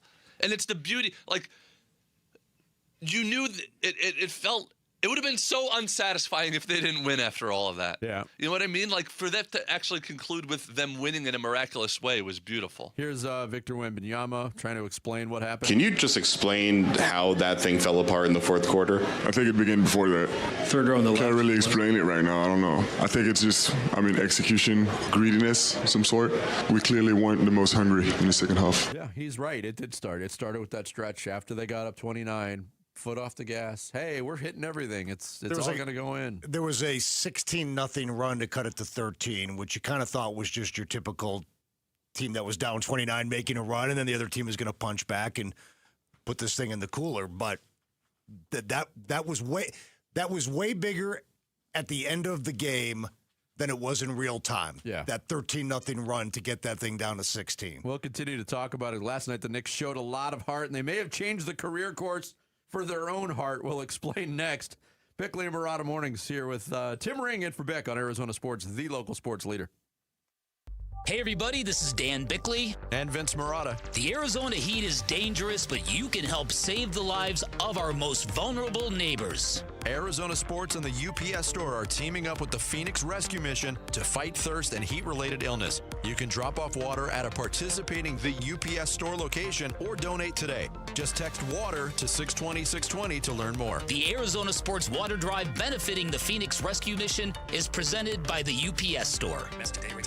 Hi, it's Wayne from AMCO, stopping by the station to check in with Roller. Hey, Wayne, what's going on today? Well, the biggest question I hear lately is, do you have to go back to the dealer where you bought your car to get service or repairs? Wayne, that's a good question. Do you? No, Roller. If you bought a new or a new used car and you have an extended warranty contract that's hiding in your glove box, please don't forget it's there and that you can use it at any AMCO. Oh, I thought you had to go to the dealer to keep your warranty valid. Yes, most people do, but that's not the case. You can have your vehicle serviced at any authorized service center, and AMCO is authorized by all of the major warranty companies. Wow, that's great. It's so nice to have other options. I'll say AMCO has dealership quality, rental cars, no hassles, and faster service. Wayne, that's great. And just to make sure, AMCO does more than transmissions, right? That's right. If you need your vehicle repaired or hear, feel, see, smell, or even think you have a car issue, please call AMCO first or for a second opinion. There you go. Google AMCO for your nearest location. That's AMCO, AA, MCO, transmissions, and a whole lot more. It's back. Employee pricing. Yep, we pay what Ford employees pay at our Desert Ford dealers. Hey, Paul Calvisi, your man. Do not miss employee pricing across a full lineup of trucks and SUVs. Hey, Ford has been part of this country's story for more than a century, and Ford will help drive America forward for the next 250 years to come. You take that 2026 Ford F-150, work truck, or weekend warrior, Ford has a powertrain fit for the job. And remember, Ford is the number one selling truck brand in Arizona. And right now, get employee pricing plus $1,000 cash back on a 2026 F-150 and Ford Explorer and 2025 Ford Maverick and Bronco. Employee pricing and $1,000 cash back while it lasts at our Desert Ford dealers. Just click buyfordnow.com. Based on S&P Global Mobility retail U.S. new vehicle registrations for the truck vehicle type CYTD October 2025. Hey homeowners, if you're ready to move and found the perfect home but can't buy until you sell, you're not alone. With Carol Royce, your home sold guaranteed realty, unlock your equity up front by using her buy before you sell program so you can buy your next home first with a strong, non-contingent offer, move in on your timeline, then sell your original home the right way for 100% of market value, guaranteed. Call Carol Royce today or visit carolhasthebuyers.com. That's carolhasthebuyers.com. Carol and Mr. Grant price and possession. Ryan Reynolds here from Mint Mobile. I don't know if you knew this, but anyone can get the same premium wireless for $15 a month plan that I've been enjoying. It's not just for celebrities. So do like I did and have one of your assistants switch you to Mint Mobile today. Visit mintmobile.com/radio. Upfront payment of $45 for 3-month plan, equivalent to $15 per month required. Intro rate first 3 months only, then full price plan options available. Taxes and fees extra. See full terms at mintmobile.com. From the FIFA World Cup to competitive business environments, grand ambitions lead to game-changing achievements. At Bank of America, we're there to support businesses at every step, providing insights and expertise to help you gain an edge. He shoots, he scores! What would you like the power to do? Explore winning business solutions at BofA.com/gamechangers. Bank of America, official bank of the FIFA World Cup 2026. Hi, I'm Amanda, your friend and jeweler at Shane Company. As director of bridal design, I travel the world for inspiration so that your engagement ring stands out from the rest. My team of in-house designers and I work alongside skilled artisans to curate the most beautiful collection of exclusive engagement rings. At Shane Company, you'll find the ring that's a reflection of your unique style. No cookie-cutter designs here. See our selection in-store or at shaneco.com. Because a friend wants you to get exactly what you want. Shane Company, your friend and jeweler. Hey everybody, it's Bernsey. Should the Phoenix Suns look to trade up in the NBA draft? Should they look to make any kind of trade? The Burns and Gambo Show, 2 to 6 on the Arizona Sports YouTube channel, the Arizona Sports app, and 98.7 FM. They keep trying to bring him up. Now Bonnie Towns. Bucks throws it away. Josh Hart ahead of the pack, lays it up. Lost. Oh, he missed the layup.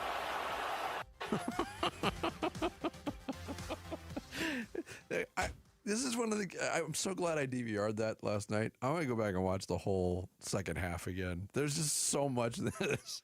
I don't know if you guys noticed too. on that Josh Hart blown layup with how much? There was time left just there? under 2 minutes under to 2 play. minutes to go. And at that point, I think when he missed it, I remember that would have given them the lead. At that point, they had not actually taken the lead yet. So they had not yet gotten to the mountaintop. Yes. But did you notice Larry David's reaction? Yes. Of course. So good. People were losing their minds.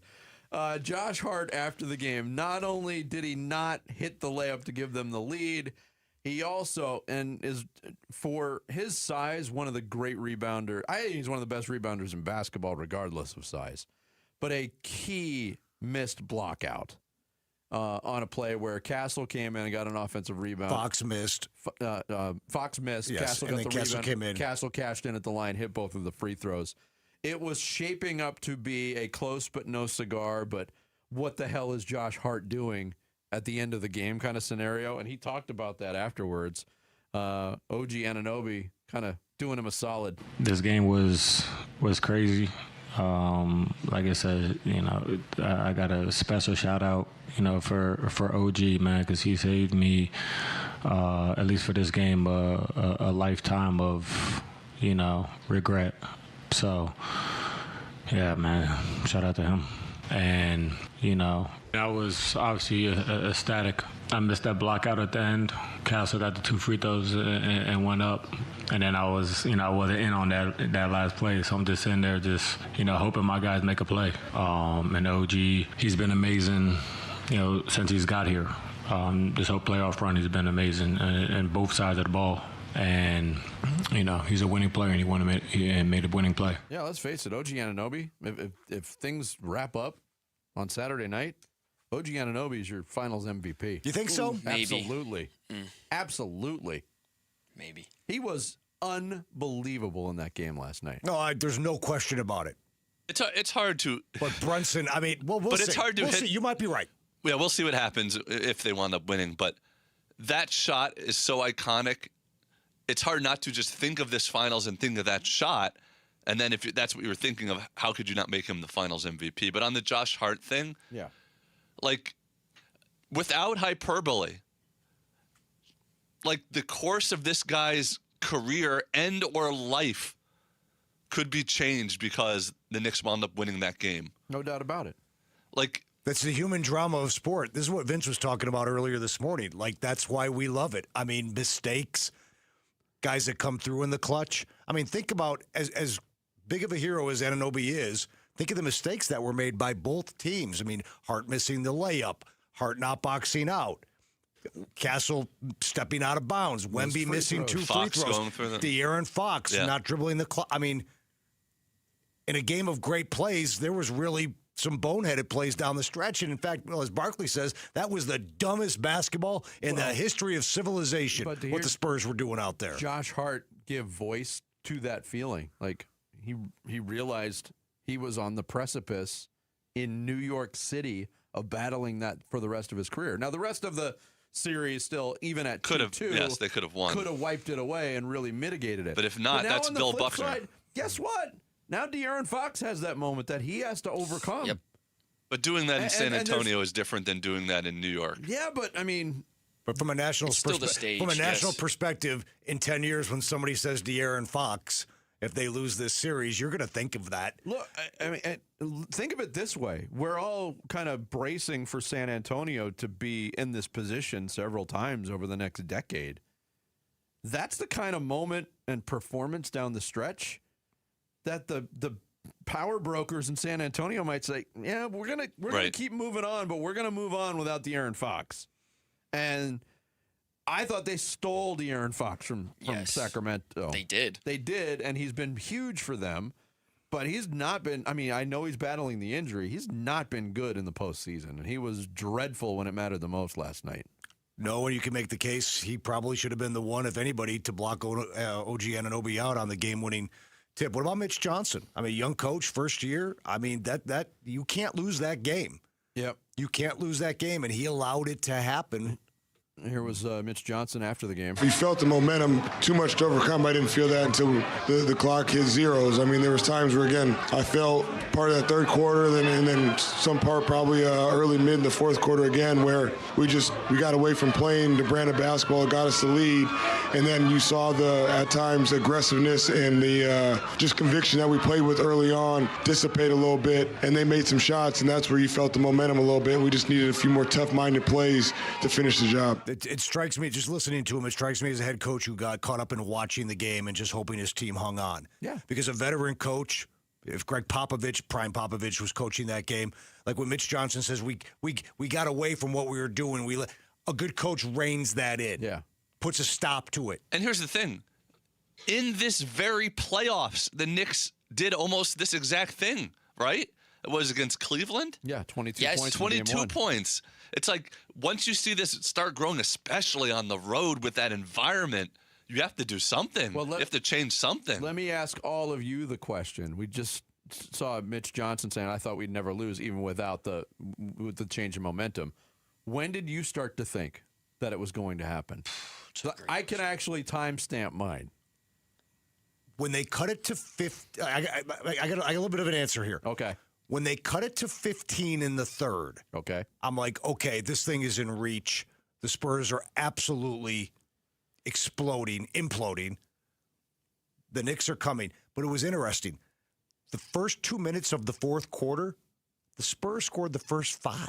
Yes. And they went up by 20. Yes. And at that moment, I'm like, okay, they got this. Because I was really focusing on the first few minutes of that fourth quarter to see how it was going to start. Like, is this going to go from 15 to 11, or are the Spurs going to push it? And they pushed it back up, which makes this comeback even more improbable. Go ahead. For me, it was the number 22 was very significant to me because that was the deficit in game one. Brunson hit 8:23 to go in the third. He hit a 3 to cut it to 22. I texted my friend, and I said, if I was a gambler, I would plop down some money right now on the Knicks money line. Why didn't you text Sammy, who is a gambler, and could have taken that advice? I texted my friend who is a gambler. He's quelled it a little bit. Okay. But after the game was over, I got a text from another friend who almost verbatim, but he did it. He put $50 on the Knicks money line when Brunson hit the 3 to cut it to 22. In the third quarter? In the third quarter. Man, good for him. See, Any idea what that paid out? $50? He said it was probably. I'd love to know that answer. I think he said $750. I didn't really think. Wow. I didn't really think the Knicks were going to win until Wemby missed those 2 free throws. And that's whatever that deficit and we were was. all so deep in the weeds of the comeback and the meltdown at that point. Then yeah, obviously, but like the seeds of this, as Wembanyama said after the game, like this meltdown, while it continued into the final seconds, really began way earlier than the fourth quarter. It did. When Cat hit the desperation step back 3 to cut it to 12, there was 7:28 left in the fourth. I was watching at a sports bar and with a bunch of my buddies, I go, guys, the Knicks might actually, if Cat just hit that 3, the Knicks might actually win this game. Then Castle, 1 free throw, 2 free throws, and then OG hit a big 3. That was when I was like, oh. Well, vacillated, the emotional vacillation between who's going to win this basketball game. When Castle hit the free throws after Hart did not box out, I mean, they're up by 1 with 30 seconds left. Okay, 30 seconds left. Plenty of time to go back in front by 1 or 2. Yeah. And then Brunson misses a shot. As soon as that ball busted out and Fox had it, I'm like, they got it. They've got it. Yeah. I think there's a difference between, in this game especially, when you think the team could win the game to when, like Jarrett was mentioning, I don't know if I ever really thought the Knicks were actually going to win the game, but I thought they could, right? There's the difference. Yeah. They needed to awaken the crowd. It started to awaken in that third quarter because it was dead in there for most of the first half. They were just shell-shocked. What an absolute good thing that those tickets were so damn expensive that nobody left early. Yeah, but people, like I'm getting my money's worth. But people were saying, I feel bad for the Knicks fans who spent their life savings on tickets to this game. Now it was worth every penny. Yeah, what a memory to have. By the way, we'll talk about it later. We haven't talked about it yet. Wembanyama was 13 for 14 in the second half, 1 for 4 from the free throw line. I mean, he played a role in this thing as well. No, he missed 13 of 14. Is that what I said? You said he was 13 for 14. I was like, wow. Oh, excuse me. Dominant. Oh, he totally choked. He was 3 for 14. Yeah. I misspoke. Yep. He was 3 for 14. I think he was 1 for 9, one for his last 9 at shots at the rim. Mm-hmm. Unbelievable. Sammy's going to take us through the big stories. Rush Hour Reboot is next. It's Bickley and Murata Mornings here on Arizona Sports, the local sports leader. He's the president of the Arizona Diamondbacks. Derek Hall talks D-backs baseball with Bickley and Murata this morning at 7:45. Brought to you by Freeway Chevrolet. Watch it on YouTube. Listen on the Arizona Sports app and 98.7. We're hiring at A1 Garage Doors. No experience? No problem. We provide full training, a brand new van, top-of-the-line tools, a gas card, and steady jobs with weekly pay. This isn't just a job. It's a career with real growth, great pay, and job security. Our team members go from training to 6 figures, and we're ready to help you do the same. Don't wait. Apply now at a1garage.com/careers. A1garage.com. A1 from day one. 7.7 million student loan borrowers are currently in default around the country. If you're one of them and your debt is private, you should really know about Y-Refi. Hey, it's Vince Murata. Y-Refi, expert at helping people struggling with distressed or defaulted private student loans. They've helped thousands of people in this situation, people exactly like you. What makes Y-Refi different, they don't start by examining your credit score. They start with your life. And they dive into questions like what you can realistically afford and what a payment needs to look like every month for you to be able to actually make it. Then they build a low fixed rate payment plan around that number. And once you're in with Y-Refi, you are in. There's no surprises, no rate jumps, just steady, predictable payments that let you start moving forward again. I have heard from people who called Y-Refi thinking there was nothing left to try, and they walked away with a real concrete plan for the first time in years. That could be you. Give Y-Refi a call today at 888-Y-REFI-85 or visit YRefi.com. That's the letter Y, REFY.com. If your windows can't keep up with the heat, it's time for an upgrade. At the Window Depot, windows are what we do. Biggest inventory, best prices, guaranteed. Found a lower price? We'll beat it. Shop in stock or custom vinyl windows, built for efficiency and style. From one window to full home replacement, we help you get the right windows for less. Lower your energy bills and stay comfortable year-round. Visit a location near you or order online at thewindowdepot.com. Gleason Roofing. This is Jim Sharp with a reminder to get your roof inspected. And I don't mean doing it yourself from the inside of your house, because by the time the untrained eye realizes there's a problem when water's staining your ceilings or running down your walls, you're looking at major repairs to more than just your roof. Trust the pros at Gleason Roofing, like I did. Gleason Roofing's 25 plus years of doing Arizona roofs means they're experts on what the summer heat and our monsoon season can do to your roof. A Gleason Roofing no-obligation roof audit now can save you thousands upon thousands later. And with Gleason Roofing's flexible financing options, including 12 months same as cash for qualified homeowners, you don't have to wait until there's a big problem to get your roof repaired now. Go to GleasonRoofing.com to schedule your no-obligation roof audit today, especially if your roof is more than 10 years old. That's GleasonRoofing.com. GleasonRoofing.com. Gleason Roofing. There's a reason people choose Gleason. I'm John Morgan of Morgan & Morgan. I've been asked many times how Morgan & Morgan became the largest injury firm in the world. I think I know. When someone comes to us for an on-the-job injury, we have a huge workers' compensation practice. But many times we find a defective product that was responsible for that injury. Luckily for them, we have a product liability section headed by my son, Mike. In addition to the comp case, there is a product case too. Other times, the injured worker is fired or harassed for bringing that claim. We have them covered. Our employment lawyers handle retaliation claims as well as wage theft and discrimination cases, and in some cases need to file for Social Security benefits. No problem. We became big for a reason. 30% of our new cases come as referrals from former clients. Hiring us is easy. Go to forthepeople.com on your mobile device or computer, or call Pound Law on your cell, pound 529. Morgan & Morgan. Injured? Dial Pound Law or visit forthepeople.com for an office near you.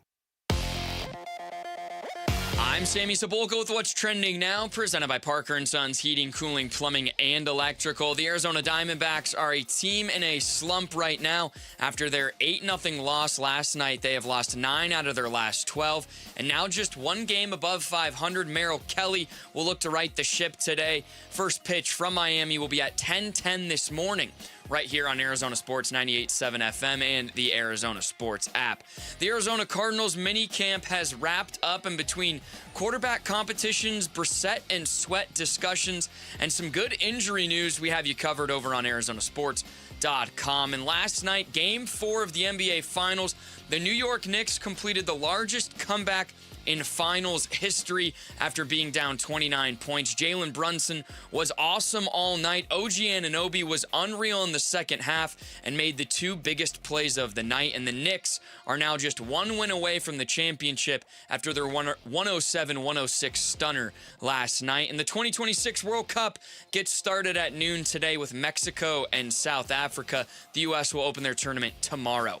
This report is brought to you by Galaxy Lending Group. Pay off your mortgage in 5 years or less without changing your lifestyle with the Ownership Acceleration Loan from Galaxy Lending, because 30 years is optional. Just text GALAXY to 620-620. Arizona Sports, the local sports leader. Bickley and Marotta Mornings. Rush Hour Reboot. Rush Hour Reboot. Getting you up to speed on everything happening in sports this morning. Good morning. It is 7:34. It is time for the Rush Hour Reboot. I'm Sammy Sabulka, here to get you guys the big stories in sports, and we will get to the NBA Finals, but I want to start with this baseball team, the Arizona Diamondbacks, and I want to ask a question that I actually asked during Cardinals season before they kind of flamed out. Okay. Are the Diamondbacks a good-bad team or a bad-good team?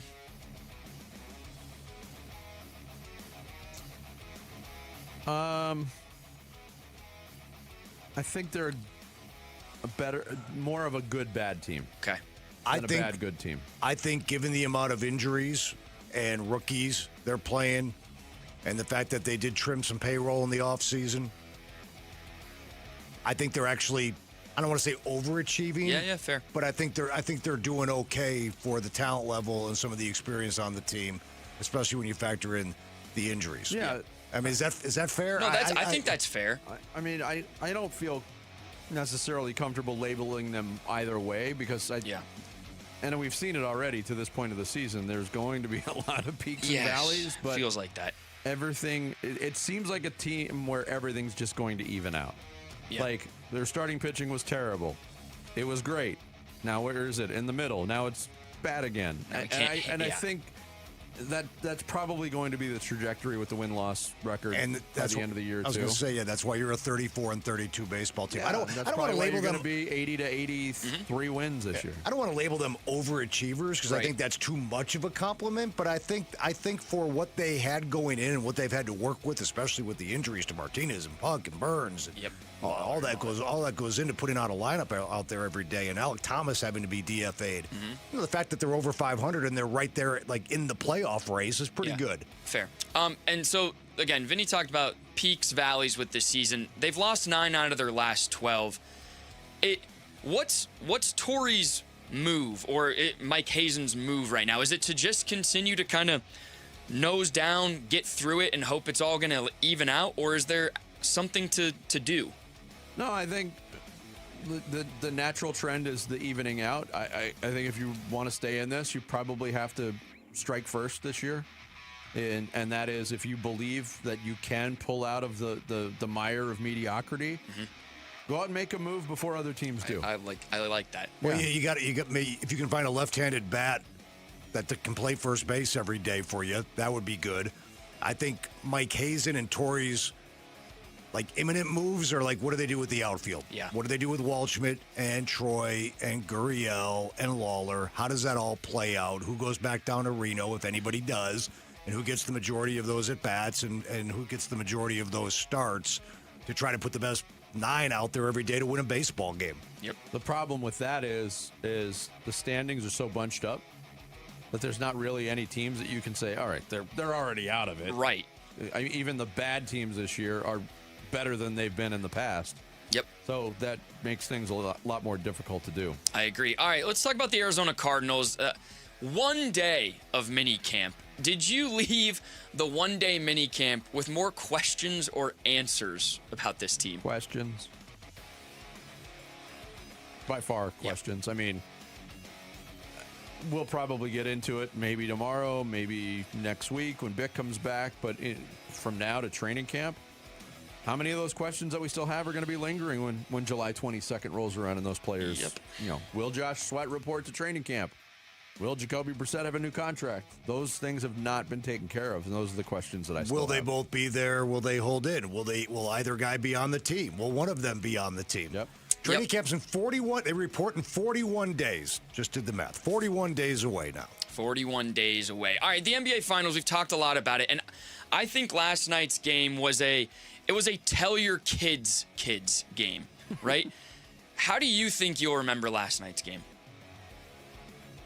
I just kind of what we were saying. It's the greatest comeback and the greatest collapse, certainly in finals history. Yeah, there's always two sides of that. When one team comes back, it's taking advantage of what the other team gives you.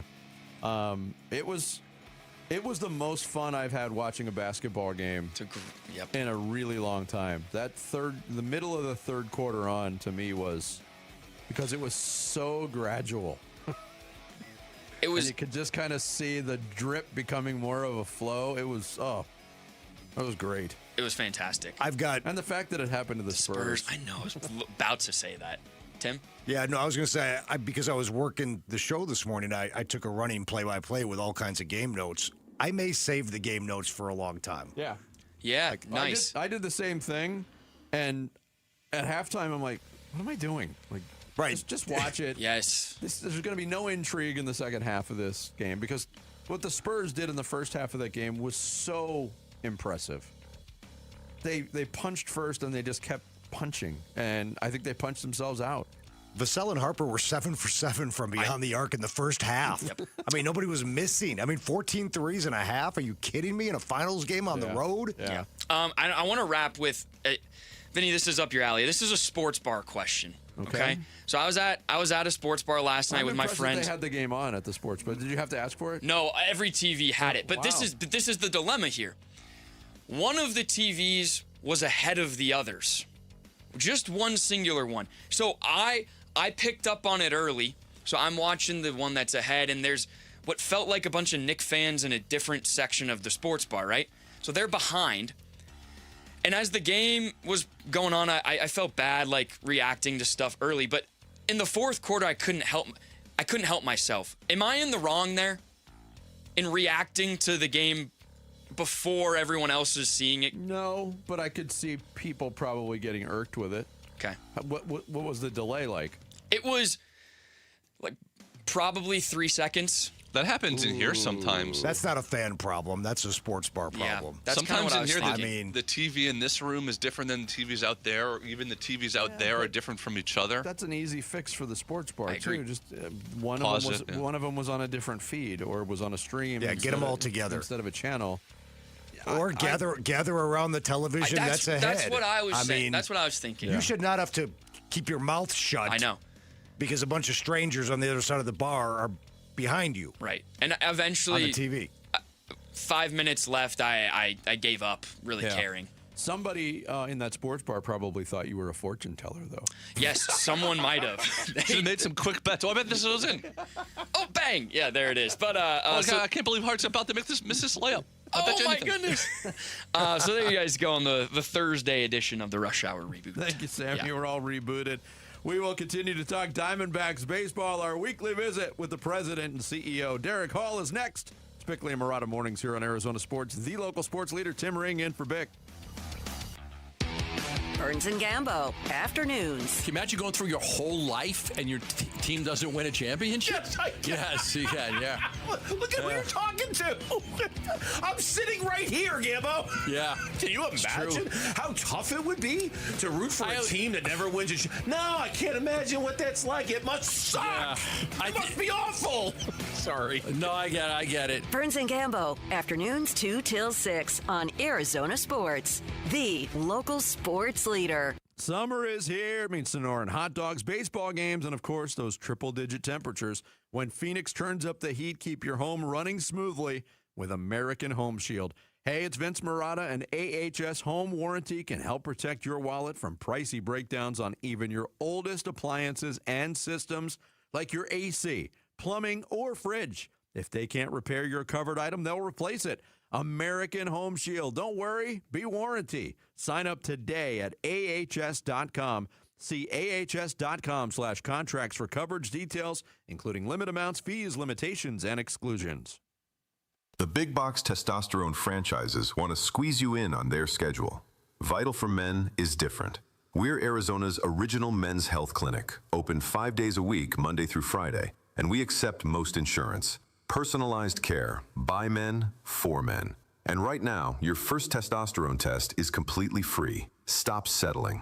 Call Vital for Men or visit vitalformen.com today. Vital for Men, where Arizona men go to get their edge back. For the ones who get it done, Grainger offers the professional-grade products you need to get the job done. With fast delivery you can depend on and access to technical product experts ready to help you meet any challenge. Call, click Grainger.com, or just stop by. Hey, it's Wolf, and oh boy, it's employee pricing at Tim Hovick, Santan, Ford, and more. More of what? How about more affordability, more APR and lease plans, more value, more fun, and more selection? Now that's American value for American values. It's employee pricing for everyone. Lock it in now. Only at Tim Hovick, Santan, Ford, located on the Santan 202 freeway in Val Vista Drive in Gilbert, or go to santanford.com. I am Santan Ford. Wait, everything on this IHOP value menu is just $6? I told you it was amazing. A huge plate of pancakes, bacon, and eggs is just $6. Wow. There's also French toast, a ham and cheese omelet, and oh, they got a BLT and fries now. Okay, we're coming here every day. You don't have to tell me twice. Feast for just $6 with the IHOP value menu. $7 in some locations, available every day for a limited time at participating restaurants in the U.S. Hours may vary. No substitutions. Not valid with other discounts or promotions. Prices may vary. This is the story of the one. As a maintenance engineer at a beverage manufacturing plant, he starts his day knowing every line is ready to run because Grainger delivers the industrial-grade products he needs to keep mixers, conveyors, and packaging equipment moving. With Grainger's vast selection of bearings, belts, and motors, he keeps operations running smoothly, so nothing grinds to a halt. Call 1-800-GRAINGER, click Grainger.com, or just stop by. Grainger, for the ones who get it done. Ready! Hi, this is Brent with Ready Services Plumbing and Air Conditioning. If you ever find yourself in need of any help in your home as it pertains to your plumbing or air conditioning, there's only one name to think of, and that's Ready Services. At Ready Services, we treat our customers fairly, we give honest pricing, and honest assessments of your issues. We'll never leave your home without you feeling satisfied with the job that was done and your experience with our technicians. To learn more about how we can help you at Ready Services, reach out to us at nofeeemergency.com. Get to Chase Field for the D-backs Twins game on Saturday, June 20th, and pick up the Gabriel Moreno soccer jersey, courtesy of Wendy's. Get tickets now at dbacks.com. Every great summer road trip starts somewhere. Start yours at Freeway Chevrolet. Right now, you can get a new 2026 Silverado 1500 for up to 0% APR for 60 months. Chevrolet. Together, let's drive. 0% APR for 60 months. Must finance with GM Financial. Some customers may not qualify. Not available with lease and some other offers. Take new retail delivery by July 7th, 2026. Freeway Chevrolet. I-10 and Ray. Arizona Sports, the local sports leader. Mr. Speaker, the President. To have the high privilege and distinct honor of presenting to you the President. He's the president and CEO of your Arizona Diamondbacks. Hail to the chief. Derek Hall. The President. On Now with Bickley and Marotta. Brought to you by Freeway Chevrolet. Together, let's drive. Now, we missed our visit with Derek Hall last week, but he's back this week as he joins us on the Arizona Sports Line for his weekly visit. Derek, good morning to you, sir. Good morning, guys. Yeah, sorry about that. I was at the owners' meetings in New York, and I got to say, first off, I'm glad that you guys were watching NBA Finals Game 4 rather than our game. And Ringer, I got to ask you: are you still using the family plan at the gym to shower, or did you get your? The water heater was fixed. We have a wonderful handyman, also named Derek. Okay, good. That was able to come in right away on Monday. So yes, we have hot water. I can shower at home. Me, or it might be me in the future the way we're playing. But yeah, I mean, I got to tell you, I wish today I had either Shane Doan or Todd Walsh's phone, so I couldn't answer these questions. And for anybody that missed that interview, by the way, Todd Walsh, it sounded like this. Well, before we start, I want to say to Tim Ring, I got to shout out that I'm like, oh, I missed the shout out. What was he going to say? All right, Derek, let's get into what's going on with this team right now. Obviously, we don't have to, Benny. No, we don't have to. I mean, we talked about it, and obviously the starting pitching has been a real big conversation point, both for good reasons and bad reasons. But when you got 3/5 of your starting rotation struggling right now, I mean, how is this remedied? Just relying on these pitchers to step up and be as good as they can be, or is there something deeper than that?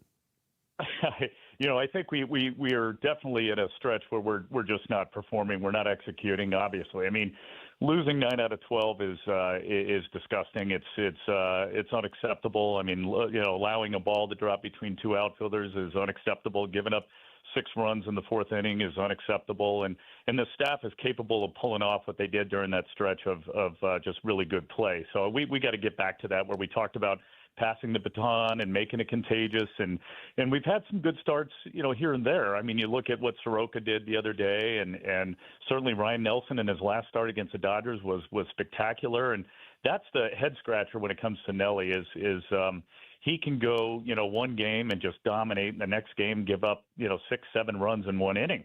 And I still believe that he's got some of the best stuff on our staff. And so if we really do believe that guys knew what was coming, let's fix that. And I'm sure we will. But let's get him more consistent, especially on the road. But I do believe in this staff. And I think when you look at Zach Gallen, and I know there's been a lot of focus on him, he is such a thinker, such a smart player. He knows himself better than anybody. And I think he'll figure it out. He did last year, and he turned it around. I can see him doing that again. We'll see how Merrill pitches today. It's always nice to see him on the road stopping, a losing streak. But we hit some teams that are hot. That's not an excuse. I do not like the way we're playing. But for us to play the Nationals when we did, and now Miami, I mean, the Marlins are on fire right now, but we're helping them. I mean, it's not just them, right? We're not doing a great job. And not getting runners over, not getting runners in, and I'm upset with the way we're playing, and I hope that our players are too, and I'm sure they are. Yeah, Derek, those are pretty choice words you use there. Disgusting, unacceptable. It's never great to lose 9 out of 12, but it also came on the heels of winning 11 out of 13, and it had the look of a team that was turning it around. So how extra disappointing is this stretch? It's almost like, and I've said this a few times, the momentum train crashed in Seattle, and you just haven't been able to seem to get it back. I totally agree, Tim. And for us to have gone from 7 games over 500 to now just 1 game over 500 in 2 weeks, again, it goes back to unacceptable. I mean, is this a postseason team? I think so. I think the way that we're, the way that we've built this roster, I believe so. But we better start looking like it. And right now, we do not look like it. And it's a bunched up group of, competing for those spots. But I still do believe in this team. But you're exactly right. If you look back and you think about the way we played against Colorado and San Francisco, where we've got so much momentum, we go into Seattle and we faced tough pitching, but we didn't really compete. And then we came home, and I think we did a good job against the Dodgers, and to split that series was nice. And like I said, the momentum from after that walk-off from Cattell, it should have just carried us through that Washington series, and it didn't. And I think we got a little bit surprised, shell-shocked, and then you go into Miami, and they're just tearing the cover off the ball and running bases like crazy. But look, there are still some positives. I mean, I'm as you know, I'm not happy with the way we're playing, and I'm usually a positive person, but I look at the fact that Gabby has really come around both defensively and offensively. I think Perdomo is starting to hit the ball, getting on base, 5 times on base the game before. And Carroll continues to play well. Our bullpen, minus the one game, the first game there in Miami, has been fantastic all year. So there are positives, but we better turn this thing around. I know we have a tendency to say, oh, it's early, we have plenty of time. No, that's caused us problems the last couple of years. We need to start winning ball games, and we got to win the games that we think we can win. Coming out of the Dodgers series, there was the note that Bob Nightingale wrote about dissatisfaction within the organization on Ketel Marte sitting out a game. I thought this was dead, Vinny. I thought you called this dead yesterday. I declared it dead. We haven't talked to you about it, so I wanted to get your reaction to. Yeah, you get to talk about it. We're done. To Torey's public handling of this year's rendition of the Ketel Marte situation. Well, I think Torey and Ketel have such a great relationship. Torey felt like he had to do that, and I do feel like it's now put to bed, which is a good thing. I think it's constantly going to come up. It's going to come up every year because that's the way we manage Ketel. We're trying to keep him healthy, trying to keep him off the field. And by the way, I think he's missed 4 games this year. He's missed one more game than Corbin Carroll. And look, a couple of years ago we played him so much that we lost him for a couple of months with a hamstring issue. So we can't have that. Would you rather miss Ketel for a game, versus say 2 months? Absolutely. And I think we've done a nice job of communicating with him and managing his injuries, and knock on wood, we keep him out there because he's so important. You can see that. And I don't think there's an issue in the clubhouse. I really don't. I've asked this, I've watched, I've listened, and I don't. I think his teammates love him, and you can see why. I mean, he is such a dominant player. Even last night, the plays he made out there defensively, and so did Perdomo. The way the game started, it looked like it was going to be quite a battle, and of course, it got away from us in the fourth. But Ketel is so important to this team, and the night before he got us back in that game. He allowed us to tie the score 6-6. He is the best second baseman in the game. He's one of the best players in the game, offensively, defensively, and he's so important to this team. And his teammates love him. He's a good guy. All right, Derek, we're going to move off the D-backs for a second. You mentioned you were at the owners meetings last week. So just between you and I, what did you guys talk about? Here, I'll take. Come on. I'll take my headphones Let's go. out. Yeah. Well, when it comes to labor, Ringer, I'm not in that committee. It's a small group, and I trust them. We've obviously got some issues ahead of us. I hope that cooler heads will prevail. Like I said to Vinny the week before, I think we definitely need a partnership. I'm proud of the first effort we made in a proposal. I think it was a fair start. Looking at a very favorable floor, but it's really about competitive balance. Making sure that we do have that everybody has a chance to win. Yeah.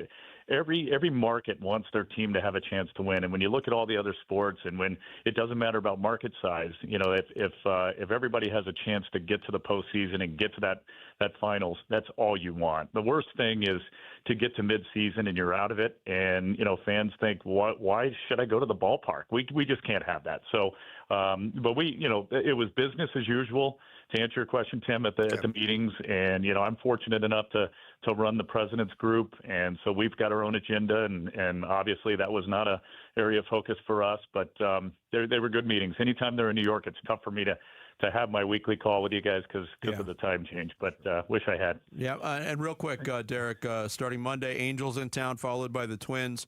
For fans making their way out to Chase Field after Jarrett's tour de force against Washington, will there be food left for anybody else during that homestand? It is scarce right now. By the way, that was not a minuscule effort on his part. Yes, and we're 1 2 since the Jarrett feast, and what I heard were people in the seats were wondering, wow, was he some sort of big auction winner, or is he a world-renowned food critic? Who is that guy? A Make-A-Wish kid? Is that what they thought? Yeah.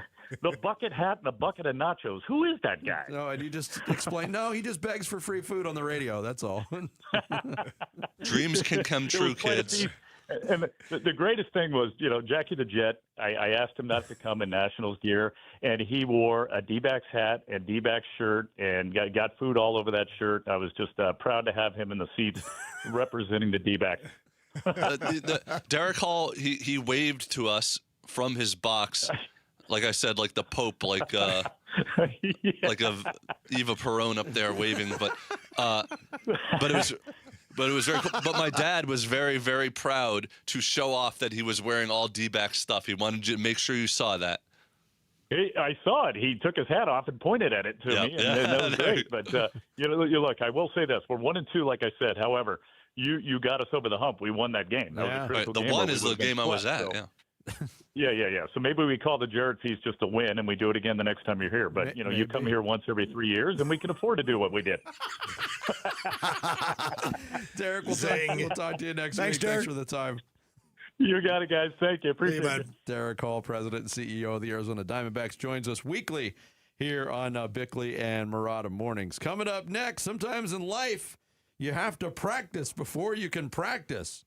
But what happens if practice gets canceled? Then what? We'll get into it next. It's Bickley and Murata Mornings. Tim Ring in for Bick on Arizona Sports, the local sports leader. Live streaming audio, podcasts, video highlights. The Arizona Sports app has all this and more from the local sports leader and D-backs play-by-play. Marte grounds it to first, and it's under the glove of Sheets. That's into right field. Download the Arizona Sports app. Presented by Ready Services Plumbing and Air Conditioning. Hey everybody, Dan Bickley here, and in baseball, managers are required to see the entire field. Otherwise, your team isn't going to be very good. It's exactly the same with your finances, and if your wealth manager isn't hitting it out of the park, step up to the plate with Trajan Wealth. Their family office brings your retirement, tax, and estate planning together on the same team, under one roof, with a firm that sees the entire field. They can give you a second opinion on your current portfolio and personalized strategies built around you, your needs, your goals, your risk tolerance. They can secure your financial future, giving you the peace of mind you deserve. Trajan Wealth, also a veteran-led company, and just as our heroes safeguard our freedoms, Trajan Wealth committed to safeguarding your financial future with the same integrity. Schedule your free appointment by calling 855-TRAJAN-1. That's 855-TRAJAN-1, online at TrajanWealth.com. At the UPS store, we understand the importance of a first impression. That's why we're here to help you put your best foot forward and be unstoppable with our printing services. With high-quality paper stock options, banners, business cards, menus, and more, we make sure your small business stands out and your message reaches the masses. After all, we're the one-stop prints that pop store. Most locations are independently owned. Product, services, prices, and hours of operation may vary. See Center for details. The UPS store. Be unstoppable. Come into your local store today and get your print on. Buy gold and put some silver in your pocket. I know what you're thinking. Everything's expensive right now. How am I going to buy gold? It's Ron Paul. Nowadays, a lot of things are out of your control, but there is something you can do right now to diversify your retirement, and it doesn't cost you anything out of pocket. My friends at Birch Gold Group will help you convert an IRA or 401k into an IRA in gold, a time-tested hedge against inflation. Plus, in honor of America 250, Birch Gold is going to give you a special America 250 1-ounce silver round for every $10,000 you purchase by July 2nd. Text the word SECURE to the number 989898 to get a free info kit from Birch Gold and claim eligibility for this limited time offer. Again, text the word SECURE to 989898 today. Bad driving habits are hard to break, but good driving habits are easy to form, especially when they can lead to a discount on your auto insurance. With Farm Bureau Financial Services, the safer you drive, the more you save. Drivers like you are saving an average of $351 per vehicle. So buckle up, learn more, and find an agent at fbfs.com/save. Individual savings results may vary. Farm Bureau Property and Casualty Insurance Company, Western Agricultural Insurance Company. If your windows can't keep up with the heat, it's time for an upgrade. At the Window Depot, windows are what we do. Biggest inventory, best prices, guaranteed. Found a lower price? We'll beat it. Shop in stock or custom vinyl windows, built for efficiency and style. From one window to full home replacement, we help you get the right windows for less. Lower your energy bills and stay comfortable year-round. Visit a location near you or order online at thewindow.depot.com. We know what's coming. The world's biggest soccer tournament. Yep, Paul Calvisi here. And from the opening stage to the final or the NBA finals, you can trade it all on Kalshi. Kalshi, it's the largest prediction market in the world. Regulated and live in all 50 states. Ask Giannis, Bryson DeChambeau. Heck, the U.S. Open is coming. And remember, on Kalshi, you're trading against peers in a live market, meaning there's no house. And as probability changes, you can buy in and out of your position. Speaking of USA or Mexico, which host nation will advance further? Both trading around 40%, which means $100 pays out $250. And for a limited time, download the Kalshi app, use referral code AZSports, one word, AZSports, and get $10 when you trade 10. Referral code AZSports, one word on the Kalshi app, Kalshi, Kalshi, trade on anything. 18 plus only. Restrictions and eligibility requirements apply. Event contract trading involves risk and may not be suitable for all investors. Prices, value, and available markets may differ from those mentioned. For more information, see kalshi.com/regulatory. KMVP FM Phoenix, live from the Casino Arizona and Talking Stick Resort Studio. Arizona Sports, the local sports leader. I'm Sammy Sabolka with what's trending now, presented by Parker & Sons Heating, Cooling, Plumbing, and Electrical. Historic. The New York Knicks were down 29 points at one point last night, and they mounted the largest comeback in NBA Finals history in Madison Square Garden, and there were countless plays that led to it, but OG Anunoby's tip-in with 1.2 seconds left gave the Knicks a 107-106 win and a 3-1 series lead in an all-timer last night. Here in the Valley, the Diamondbacks' struggles continued in an 8-0 loss to the Marlins. They are a team right now searching for answers and hopefully can find some today with Merrill Kelly on the mound as they get it started early at 10:10 this morning right here on Arizona Sports 98.7 and the Arizona Sports app. And as Cardinals minicamp has come and gone, the Cardinals are not naming a QB1 ahead of training camp. For more on that story, head on over to arizonasports.com today. This report is brought to you by Four Peaks. Text SEATS to 620-620 for your chance to win 4 tickets to Friday, June 19th's Diamondbacks home game versus the Minnesota Twins, plus food and beverage credit. That's SEATS to 620-620. Arizona Sports. Bickley and Murata talking Cardinals minicamp. Now. Yeah. Some guys might have known, but for the most part they didn't. Truth be told, I mean, it was. I wanted them to think they were practicing today, so they didn't think yesterday was the last day. And the next follow-up is, well, so next year, what are you going to do? Well, who knows? We reserve the right to do what we feel is best for this squad. Again, that extra week of training camp, that extra block played into this considerably because, again, an extra block, like we're going to be able to put our pads on. And some teams are just going to be reporting. Like, that's going to be awesome, where we're actually starting to play football. And that's a positive for the Arizona Cardinals and Carolina, I would think. And that's Mike LaFleur, head coach of the Cardinals, yesterday made the announcement. Yeah. The question was, did the players know you were going to cancel practice on Wednesday, which they did. They had 2 scheduled minicamp practices. They did the one on Tuesday. They canceled yesterday. They'll reconvene. July 22nd will be the report date. There was the explanation behind it. Kind of got that last day of school feel. You always had a half day on the last day of school. Felt good. But that would be like if the last day of school was also the first day of school. True. It's like, wow, we got to school the Monday after, or the Tuesday after Labor Day, and then school got canceled on Wednesday. That's awesome.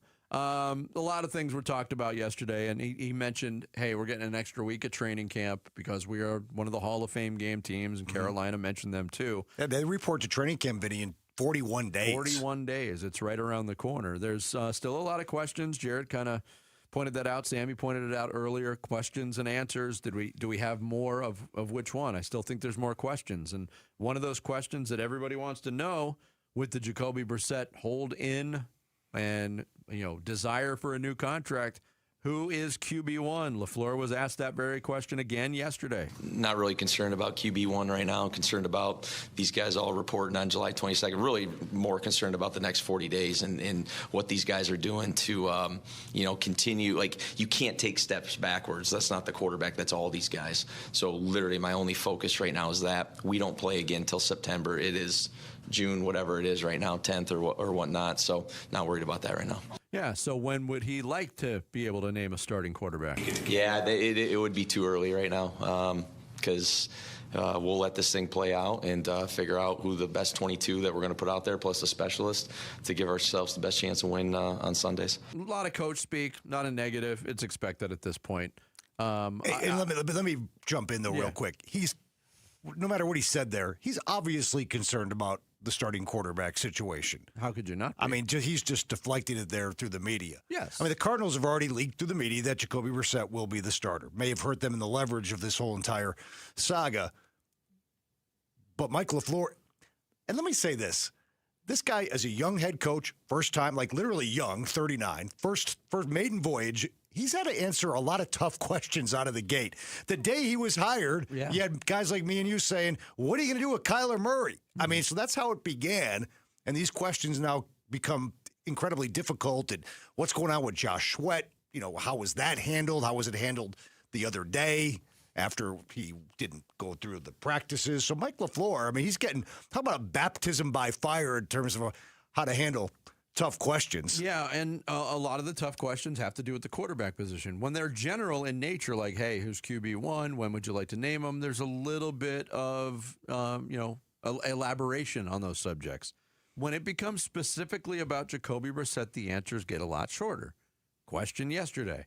Will Jacoby Brissett be at training camp with a new contract? Conversations will be ongoing like they have been. That's all I can give you guys on that, and we'll see where it goes. Yeah. This has so overshadowed the new regime, which should be all about fresh beginnings and hope and stuff like that. All this stuff with Jacoby Brissett and now with Josh Sweat as well has just overshadowed everything, don't you think? Yeah, and there are questions. I think so. At least with Brissett, we have a really good idea of what's going on. Mm-hmm. Fairly obvious, the situation there. I don't know how it's going to play out. We don't know the details, how much he wants, how much they're offering. And don't know what the Cardinals are going to do, if anything, to appease him and make him happy. And if they don't do anything, will he still be out on the field? But at least we have a pretty good idea of what's going on. This Josh Sweat thing is pretty murky right now.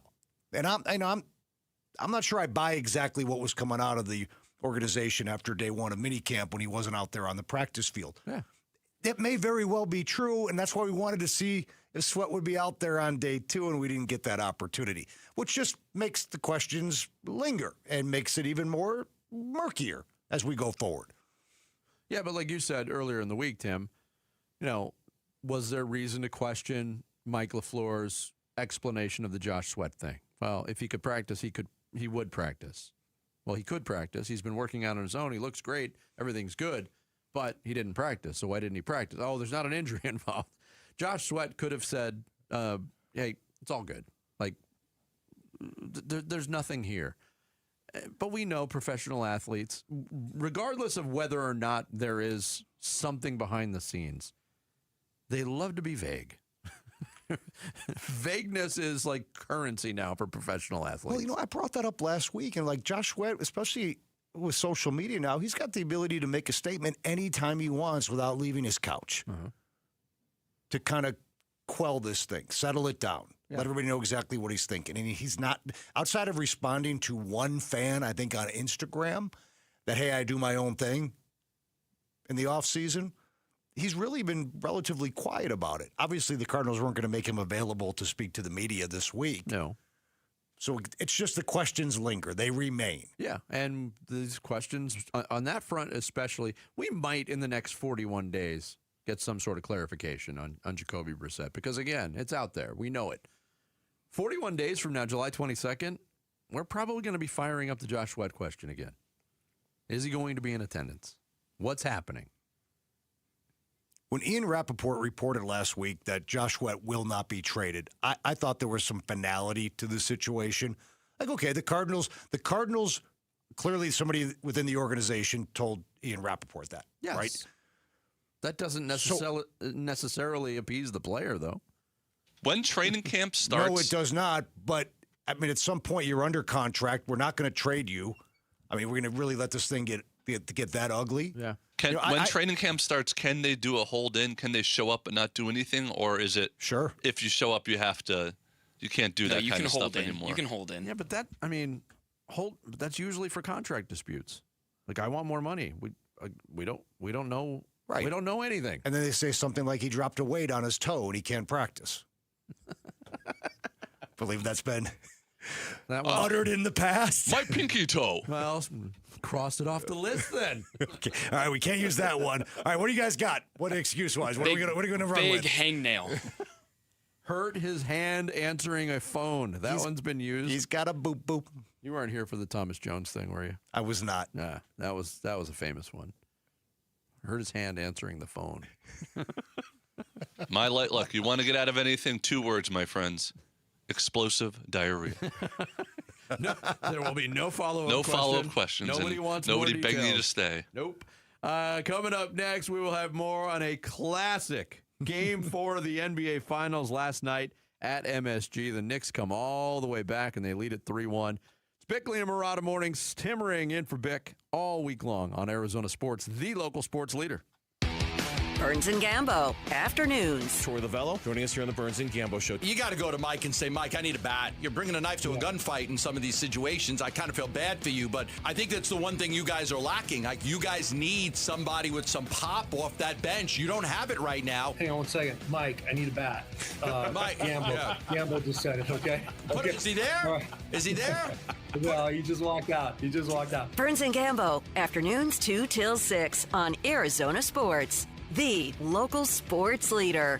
Hey everybody, Dan Bickley here, and if you're looking to take your fandom to the very next level, if you need a new television or looking to upgrade your entertainment center, do me a favor, forget about the big box stores, forget about shopping online, head on down to Walt's TV and Appliance and ask for my guy Bear, one of the Henley brothers who owns Walt's. Tell him I sent you, because if you do that, you are going to get the best price you are going to find in the valley. For instance, head into Walt's today, drop my name, you can get a 98-inch TCL television for $17.99, which is $400 off the normal price. And this is what you'll get from Walt's: competitive pricing and 10 times the service, where you can get same-day delivery 7 days a week. You can enjoy a worry-free installation done by a pro. They're a Valley institution that has been serving Arizona since 1957. So head to Walt's right off the I-10 in Warner, right behind the IKEA, or online at waltz.com. Every great summer road trip starts somewhere.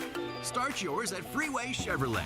Right now, you can get a new 2026 Silverado 1500 for up to 0% APR for 60 months. Chevrolet. Together, let's drive.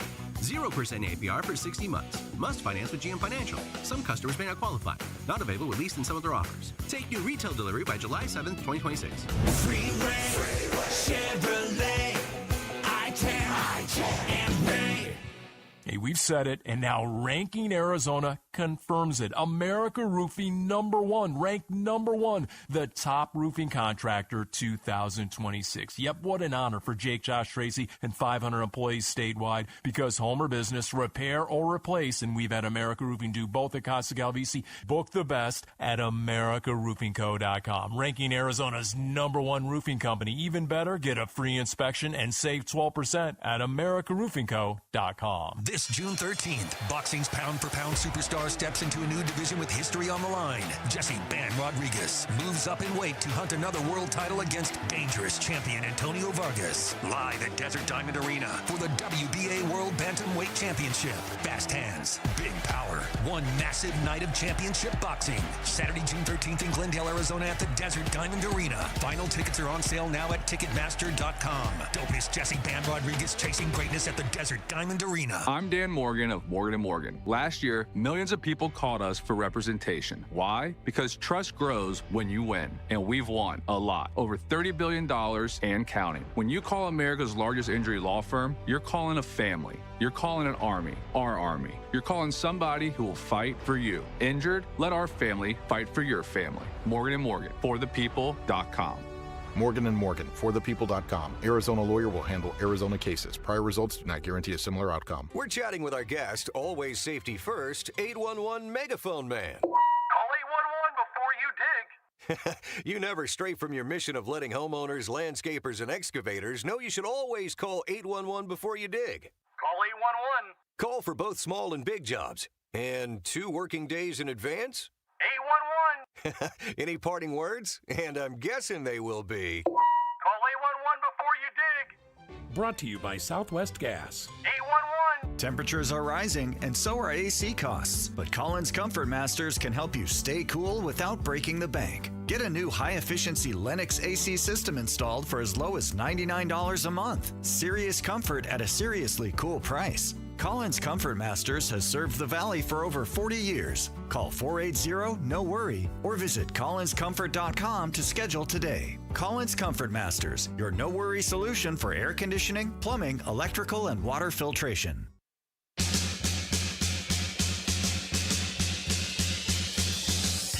Hey, it's Wolf. Where do the NBA Finals stand after Game 4? We'll be reacting to Knicks Spurs after today's Diamondbacks game. It's Wolf and Luke on Arizona Sports 98.7, the Arizona Sports app, and the Arizona Sports YouTube channel. Harper about to receive the ball. He's got it. Sideline left. Inbound over the top. Castle has it. Lost it. Taken away. The Knicks have done it. The biggest comeback in NBA Finals history. Game 4 of the Finals goes to New York. Incredible. And the Knicks are as close to an NBA championship as they've been since 1994, up 3-1. Mark Castasher, ESPN Radio. Final call after the amazing tip-in by OG Anunoby, a 29-point turnaround. He mentioned it there, 1994. Weird fact here. So 1994 was the last time the World Cup was in North America, on American soil. It also coincided with the New York Rangers winning the Stanley Cup, breaking a 54-year drought of winning the Stanley Cup. World Cup back on American soil and Mexican and Canadian soil could coincide with the New York Knicks winning a championship for the first time in 53 years. Oh. That's the key for New York teams, is just to have the World Cup here. Yeah. That was such a magical time. And then you throw in the OJ car chase. The documentary, June 17th, 1994, is fantastic. That's my favorite 30 for 30 documentary in the whole series. It's unbelievable. There's no interviews. No, there's there's no storytelling. It's just historical clips. Historical clips. It's so well done. Sewn together to tell the story of a remarkable day. Arnold Palmer. Yep. Ken Griffey's home run binge. Playing the U.S. Open for the final time. Yeah. So Anunoby's going to go down in history in a city that has plenty of it when you talk about great moments. Yeah, I mean, that's... Mike Brown asked the question. It's unbelievable, tip, how he had to control it and tip it in from. I mean, like I said, that has to be the most iconic shot in the history of New York basketball. I mean, I'm not you guys know better than me, but it was just unbelievable. Yeah, I mean, people are going past basketball. New York's sports history is one of, if not the richest in any American city, and it might be the best moment of all. I mean, Bobby Thompson's home run for the New York Giants in 51. The Buckner play, Game 6 of the 86 series. David Tyree catch. David Tyree catch in the Super Bowl. You mentioned... I got a few. Messier. Messier's guarantee, that same year, 94. And then winning the Cup. Joe Namath's guarantee? Joe Namath's guarantee, Super Bowl III. I have that one. Bucky Dent and Aaron Boone. Indelible. Bucky bleeping Dent. Reggie Jackson's 3-home run night against the Dodgers in 77. Yeah. Willis Reed taking the court.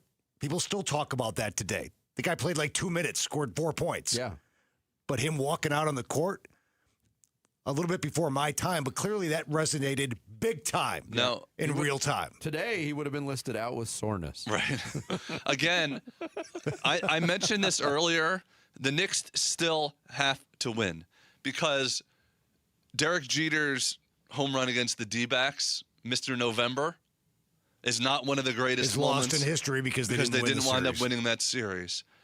Do we all think the Knicks are going to win now because they're up 3-1? They have, and, you know, the Spurs got so crushed by a heartbreaker there. Yes, but it's not inconceivable that they could lose the series. That great play becomes a very memorable play, but not one of the greatest of all times if the Knicks don't win. It's amazing how many great memories. This is kind of more our lifetime. Willis Reed technically was in my lifetime, but I was obviously too young. Not mine, old man. I remember. This was in New York, and New Yorkers, a market that absolutely adores tennis. Man, Jimmy Connor's performance in the 1991 U.S. Open, absolutely legendary. And he didn't even win. Yeah, the darn thing. Do you know who agrees with Jarrett though on this? Hey, I do. Pump the brakes, Jalen Brunson. Just happy we found a way to come away with a win. We got a lot to learn in these next couple of days, but our mentality has to be 0-0 the way it's been. It has to be that way, and I feel like us moving forward with that mindset can really benefit us. But there's nothing to celebrate. It's not over yet. The job's not finished. Not even close. In the history of the NBA Finals, there's been one team to come back from 3-1. For this to not come to fruition, we would have to witness the two biggest choke jobs in the history of a sport within a week of each other. In a game and then in a series? Yep. But the thing is, though, Wemby was asked a question, what happens now? And he said it could go one of two ways. And I thought he was going to elaborate more. I had the same thought.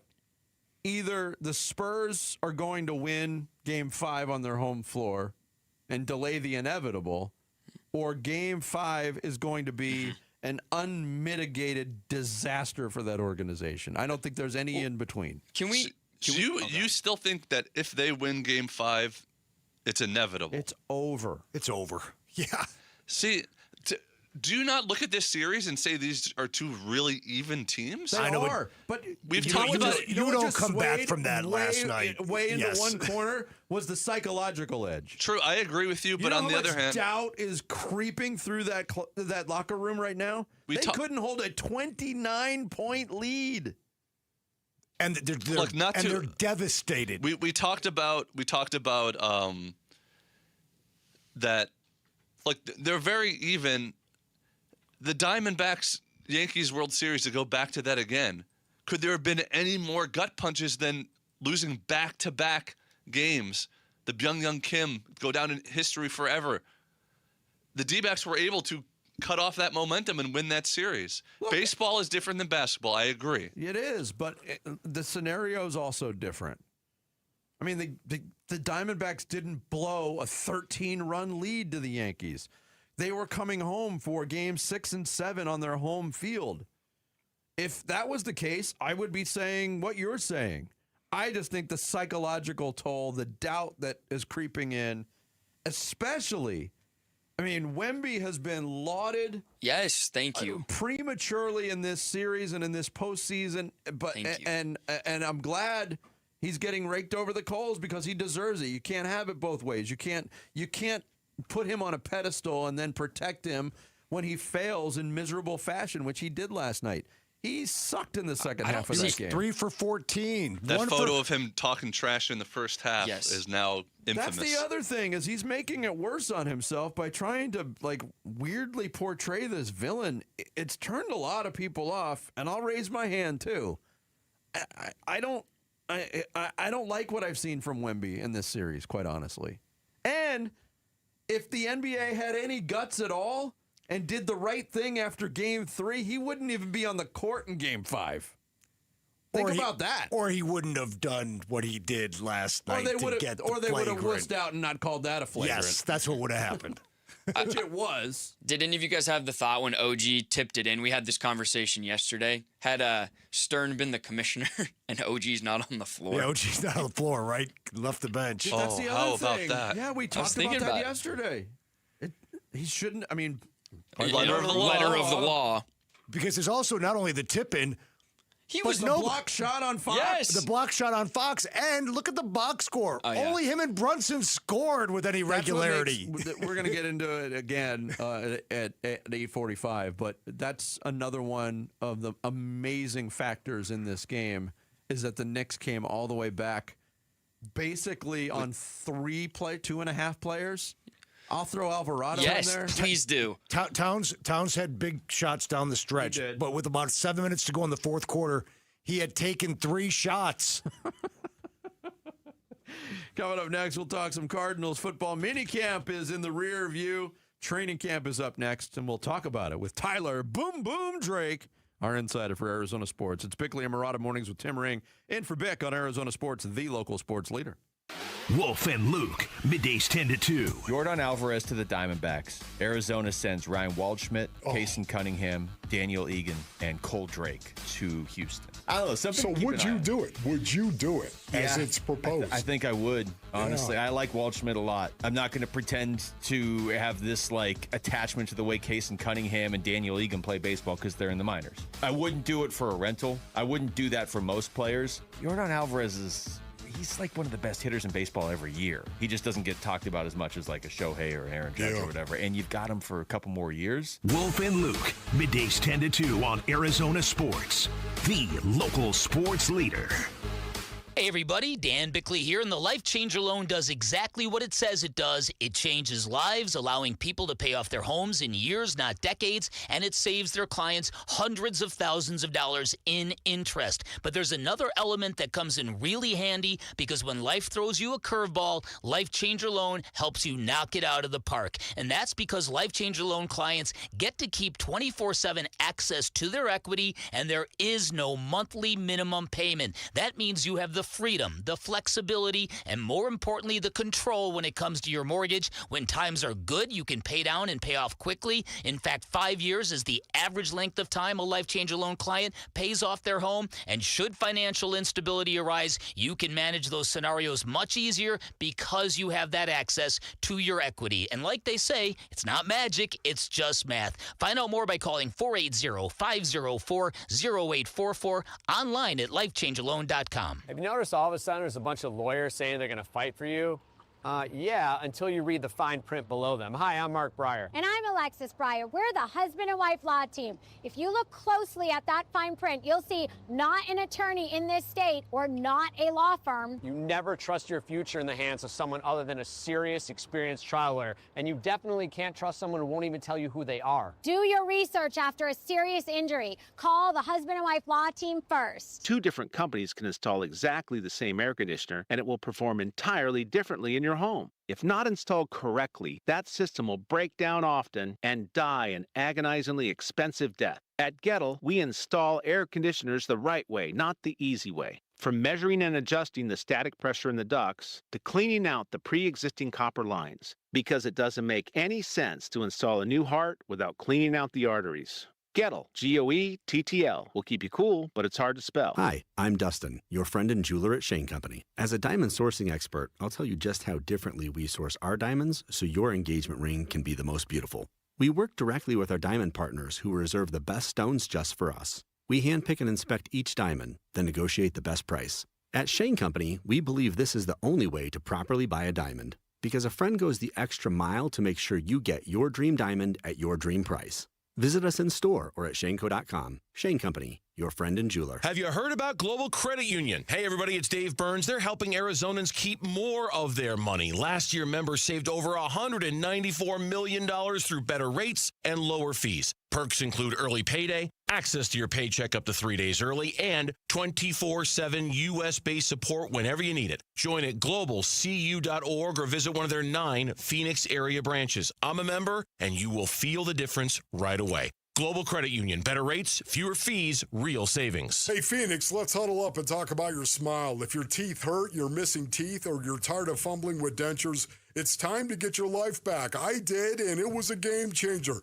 My good friend, Dr. Joe at Aria Dental Implant Center, is the real deal. He's helped more than 2,500 full-mouth patients and placed over 20,000 implants. That's not theory, those are reps. And with all-on-4 full-mouth implants, experience is everything. You want to choose steak again, crunch apples, smile in photos? Dr. Joe and Aria Dental Implant Center, that's where I'm going to send you. Aria isn't some big corporate chain calling plays from out of state. They're locally owned, and they treat you like a person, not a number on a depth chart. Go to Aria Dental Implant Center now or go online at ariadentalimplantcenter.com. That's ARIA dentalimplantcenter.com. I'm Sammy Sabolka with what's trending now, presented by Parker & Sons Heating, Cooling, Plumbing, and Electrical. The Arizona Diamondbacks are a team in a slump right now after their 8-0 loss last night. They've now lost 9 out of their last 12, and now just one game above 500. Merrill Kelly will look to help right the ship today. First pitch from Miami will be at 10:10 this morning, right here on Arizona Sports 98.7 FM and the Arizona Sports app. The Arizona Cardinals minicamp has wrapped up, and between quarterback competitions, Brissett and Sweat discussion, and some good injury news, we've got you covered over on ArizonaSports.com. And last night, Game 4 of the NBA Finals, the New York Knicks completed the largest comeback in NBA Finals history after being down 29 points. Jalen Brunson was awesome all night. OG Anunoby was unreal in the second half and made the 2 biggest plays of the night. And the Knicks are now just 1 win away from the championship after their 107-106 stunner last night. And the 2026 World Cup gets started at noon today with Mexico and South Africa. The United States will open their tournament tomorrow.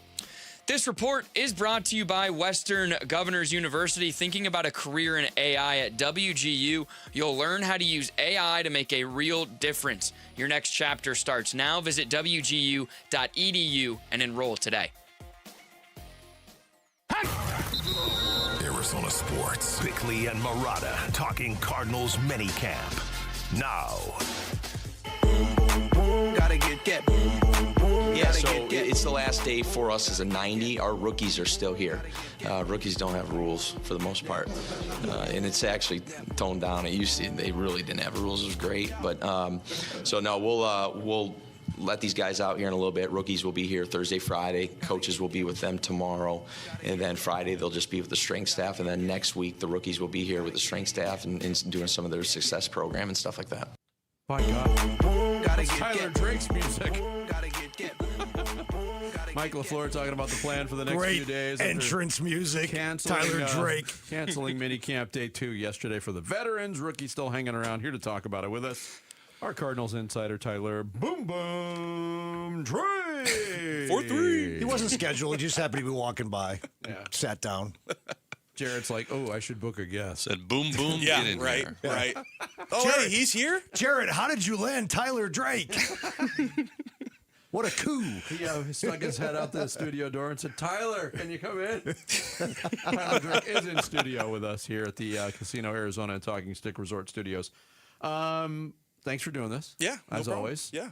I wanted to get your thoughts. We've talked a lot this week, and even before minicamp and OTAs really got ramped up, there's been a lot to navigate for Mike LaFleur at this point. I think more so than pretty much any first-year head coach we've seen in recent Cardinals history. How do you kind of assess his navigation skills through all of this? There's a lot of weirdness right now with the Cardinals. There's a lot of weirdness, and I think part of it is, I mean, you see that first-year head coach kind of bleeding through a little bit just from when you see him through press conference, see him kind of going through the ins and outs of all the questions that we have to ask, and they're warranted questions about Jacoby, about Josh, about the ins and outs of all the other things other than X's and O's, and you can kind of tell, you've got to kind of get used to that, knock the rust off, know how to say the things the right way. So from that standpoint, yes, you can tell he's got to take that next step. But I think from the on-the-field aspect, you can tell a lot of these guys offensively have just raved about him. You can see on the field they're having a lot of fun out there,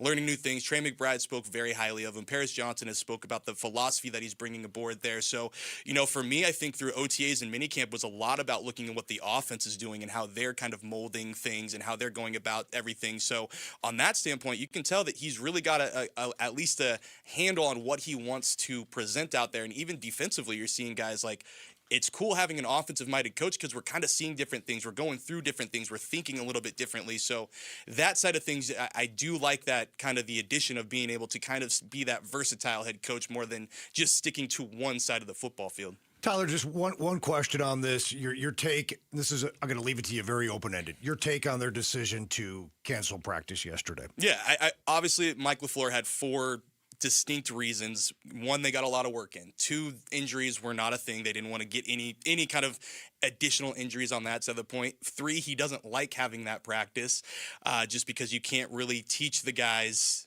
after that, because you can't really talk to them after that before training camp. Number four, they got that extra week of work that they're going to have with the Hall of Fame game.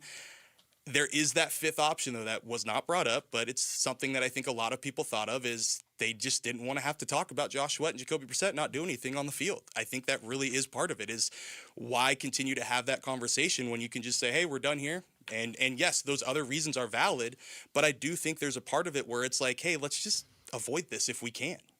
Tyler Boom Boom Drake in studio with us talking Cardinals minicamp. Let's get more into the Josh Sweat end of that. Yep. I'm not speaking for everybody. I'm giving my personal opinion. I thought it was a weird situation. I think Tim thinks it was a weird situation. I think a lot of the things that were said on Tuesday were weird on the subject.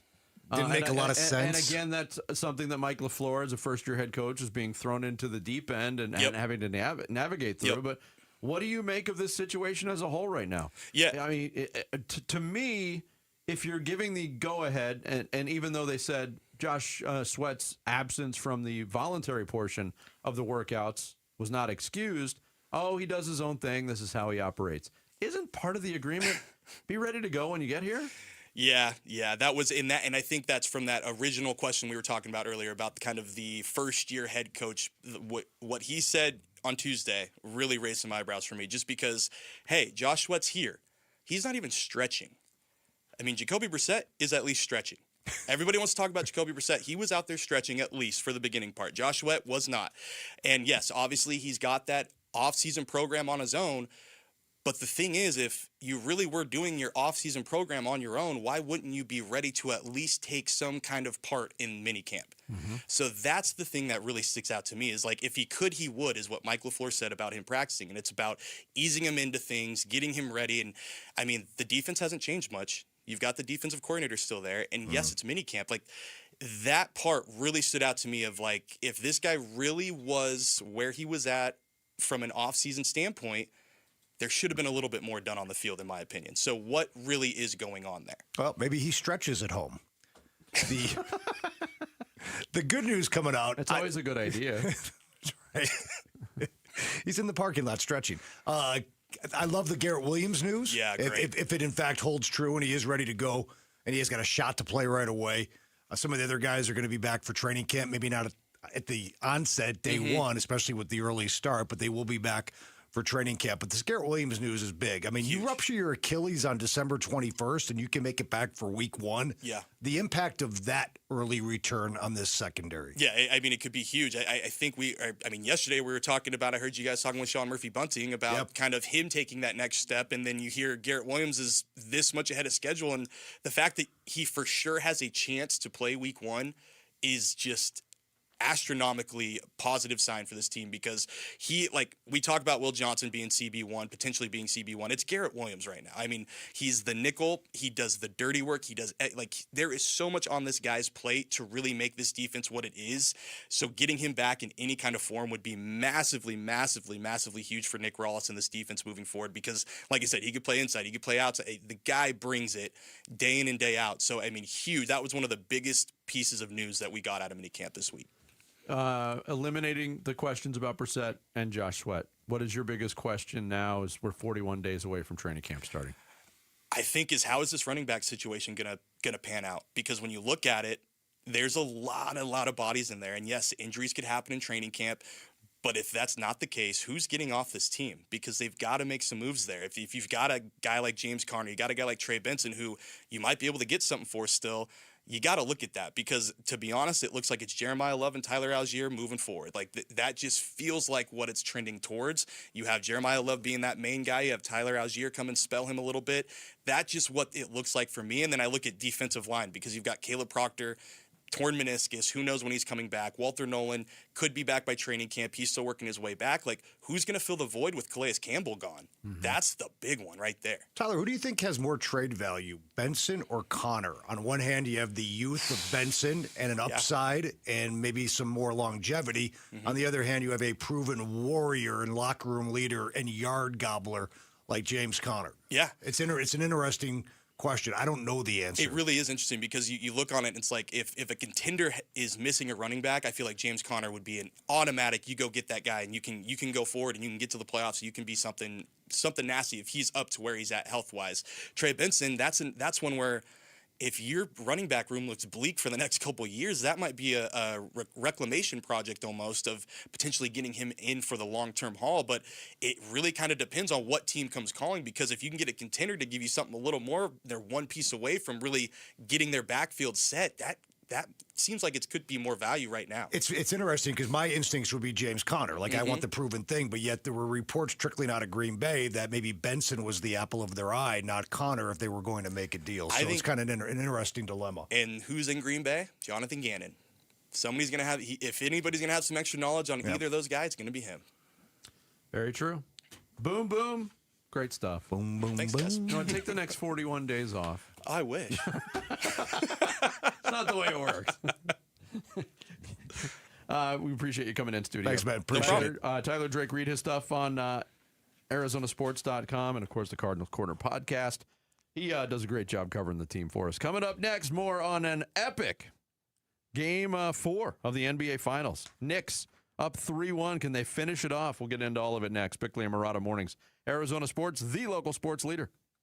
Hey everybody, this is Dan Bickley. And Vince Murata. The Arizona heat is dangerous, but you can help save the lives of our most vulnerable neighbors. Arizona Sports and the UPS Store are teaming up with the Phoenix Rescue Mission to fight thirst and heat-related illness. You can drop off water at a participating The UPS Store location or donate today. Just text WATER to 620-620 to learn more. The Arizona Sports Water Drive benefiting the Phoenix Rescue Mission is presented by the UPS Store. Hey everybody, Dan Bickley here, and by now you know Sweet James, the official accident attorneys of your Phoenix Suns. I'm sure you've seen the television commercial of Sweet James dunking a basketball. I don't know whether that vertical leap is real or digitally enhanced, but I do know this. Sweet James and his accident attorneys, great at dunking on your opposition you will be facing if you're ever injured in an accident. And of course, I'm talking about those insurance companies that don't want to pay you a nickel for your injuries. At Sweet James, they've got a full in-house trial team, and their 98% winning record and experience in over 500 trials gives them incredible leverage when dealing with those insurance companies. They know they cannot play games when dealing with Sweet James. This is why Sweet James consistently delivers some of the largest settlements in America. They're exactly the kind of attorney you need on your side. Call Sweet James at 1-800-9-MILLION. That's 800-900-0000, online at sweetjames.com. So, you're ready to propose, huh? Yeah, man. She's definitely the one. What are we thinking about the ring? I got my wife's at Hellsberg. I couldn't recommend a better jeweler. I could use some help with that. Man, go to Hellsberg. I had no idea how many details you need to consider. Did you know you can get a natural or lab-grown diamond? I didn't. Figure out what she wants. Trust me, they'll make it happen. Start your story with Hellsberg. Shop in store or at hellsberg.com. This is a special alert to all Americans who own a vehicle with less than 200,000 miles with an auto warranty about to expire or with no warranty coverage at all. Due to a decline in the economy, CarShield is announcing a low-cost month-to-month vehicle protection plan that is now available to the public to save any driver out-of-pocket expenses on future auto repairs. Call now to find out how you can pay almost nothing for covered auto repairs. Yes, you heard that correctly. Pay almost nothing for covered auto repairs. An open phone line has been established for all drivers to call for a free quick quote. Call 800-330-8323 now. Drivers who are covered will not have to pay for covered repairs again. This protection plan is at an all-time low. Additionally, drivers who activate this vehicle protection today will also receive free roadside assistance, free towing, and car rental options at no additional cost. Call us for your free quick quote today. 800-330-8323. That's 800-330-8323. What do you have to lose? Call 800-330-8323. Again, 800-330-8323. Hi, it's Lisa Lund with Lund Mortgage. Here's the truth about home loans. You shouldn't have to choose between sharp pricing and a name you can trust. At Lund Mortgage, you get both. Some of the most competitive rates and fees in the industry from a local name that's been here for decades. And right now, when you buy a home with Lund Mortgage, we will cover your appraisal appraisal cost, and your first year rate buydown is on us. So whether you're buying, refinancing, or tapping into your equity, we're ready to help. Give us a call or go to lundmortgage.com. Terms and conditions apply. It's game day. Are your moderate to severe Crohn's disease or ulcerative colitis symptoms keeping you from the action? Skyrizi, risankizumab Riza, could help you get back to the game. Skyrizi is proven to help people feel significant symptom relief, achieve remission, and visibly improve damage of the intestinal lining. Skyrizi is a prescription injection medicine for adults. Don't use if allergic to Skyrizi. Serious allergic reactions, increased infections, or lower ability to fight them may occur. Before treatment, get checked for infections and tuberculosis. Tell your doctor about any flu-like symptoms or vaccines. Liver problems leading to hospitalization may occur when treated for Crohn's or ulcerative colitis. Control is everything to me. Ask your doctor about Skyrizi, the #1 prescribed biologic in Crohn's and ulcerative colitis combined. Learn more at skyrizi.com or 1-866-SKYRIZI.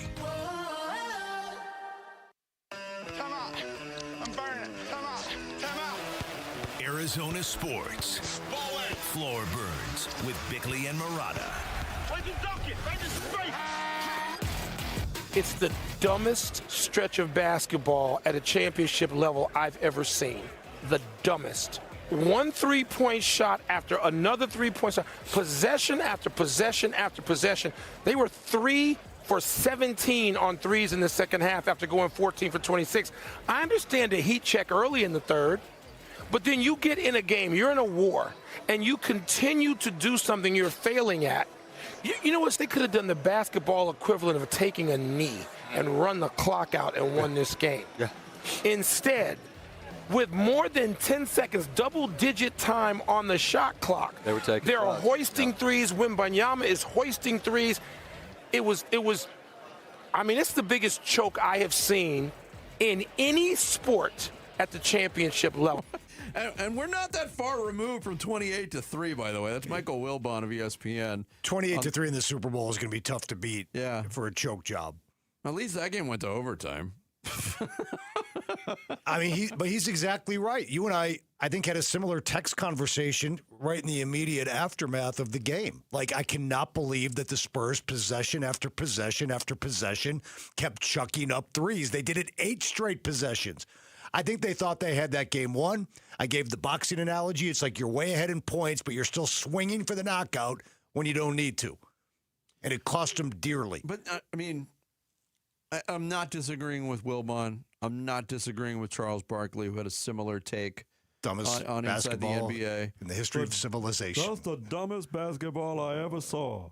The Spurs did go 3 for 17 from three-point range in the second half. The problem is they also went 5 for 22 from two-point range in the second half. They shot 20%.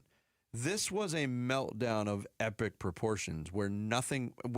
Everything had to go wrong. Everything that went right in the first half because they looked unbeatable in the first half. And everything that had to go wrong went absolutely wrong. Mitch Johnson is getting criticism for his timeout usage. Everything is being called into question. And rightfully it all boils so. down to, yes, they're a young basketball team that made a bunch of mistakes. Is it disappointing that one of your most experienced players that is in your rotation at this point, and De'Aaron Fox, had more brain farts than anybody? Absolutely. It's still like the game ended nearly 12 hours ago, and my head is still spinning from what I watched last night.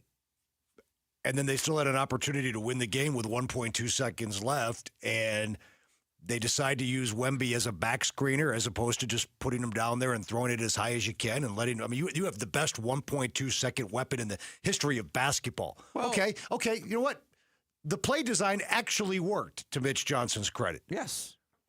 But because Karl Anthony Towns was able to get a finger on the inbounds pass, the pass went awry, even though Castle was streaking to the basket wide open for what would have been a game-winning dunk or layup. If that pass is on the mark or it clears Cat's hands, Spurs probably win that game unless he blows the layup. Which, by the way the game went in the final 2 minutes, he could have very easily blown the layup. We also talked about this a little bit. I mean, Josh Hart did Josh Hart things, and I mean that as a plus, but he also had 2 enormous mistakes that nearly cost the Knicks that whole comeback effort. They did this with basically 3 players contributing. 36 from Brunson, who shot at pretty good percentage for Brunson. There was some criticism of the last shot he opted to take over Wemby from, 32 feet probably. Had some bad turnovers during the stretch. Really, really bad but turnovers. also hit some big shots. He did. OG Anunoby, 33 points. The guy's been an absolute stud. He had 7 3-pointers. And where Mike Brown is getting a lot of credit for pushing buttons, and he was looking for combinations all night, because I think the whole Knicks game plan got shot to hell in the first 2 minutes of the game when Towns picked up his second foul and they were scrambling. And he went to Mitchell Robinson early, and Robinson got winded after less than 6 minutes on the court. Looked like he was going to pass out. Ariel Hukporti and Jeremy Sohan had to play basketball last night. Ariel Hukporti! The Knicks bench, for the most part, everybody not named Jose Alvarado, was terrible in this game. All right, the bench scored 12. Alvarado had 8, including a really big shot down the stretch. Terrible again in this game. Bridges had 7. Hart had 6. Now, Hart had impacted the game in other ways. But yeah, Karl Anthony Towns, with about 7 minutes to play in the fourth quarter, had taken 3 shots. But so I mean, so for them to come back, shot. He did. He made big shots, but for the 3.5 quarters, he was a non-factor. So that's what makes this comeback from down 29 even more remarkable. It was on the shoulders of 2 players offensively. Jose Alvarado and Jalen Brunson, before yesterday's fourth quarter, had played a total of 0.0 minutes together. Yeah. And Mike Brown, there's some luck involved. Sure. It wasn't like, hey, let's rely on and this. We've been saving this all year. And we talked about Mitch Johnson. It's his first finals. Maybe he didn't push the right buttons for the Spurs. And Mike Brown in the first half, I get Cat's, foul trouble and Mitchell Robinson's, lack of stamina. He played 12 players in the first quarter. There were questions about his coaching decisions in that game, and I think he answered them in the second half. Let's just say that. And to go back to what I was saying about why I don't think this is over, the Spurs couldn't do anything right in the first half, and they couldn't do anything. No, the Spurs couldn't do anything wrong in the first half, and they couldn't do anything right in the second half. We've never seen, consecutive halves of basketball played like that. What do you say? The first team never scores 73 or something? No, 76? First team never scores 76 or more in a half, and first team never score 30 or fewer in a half. And the Spurs did it in the same game in the finals. And you put that together, and it wound up being just a 1-point loss on the road in front of a crazy, ridiculous crowd. They seem very even, these two teams. It is all going to come down to is, can you write off the mental part of it? Did this mentally crush the Spurs going forward? And that's a big part of it, but you're also now, let's just take the mental part out. You have you have these 50-50 games. Now the Spurs have to win 3 in a row. So outside of being mentally scarred, for them to come back and win this series, in terms of it being quote unquote over or not, I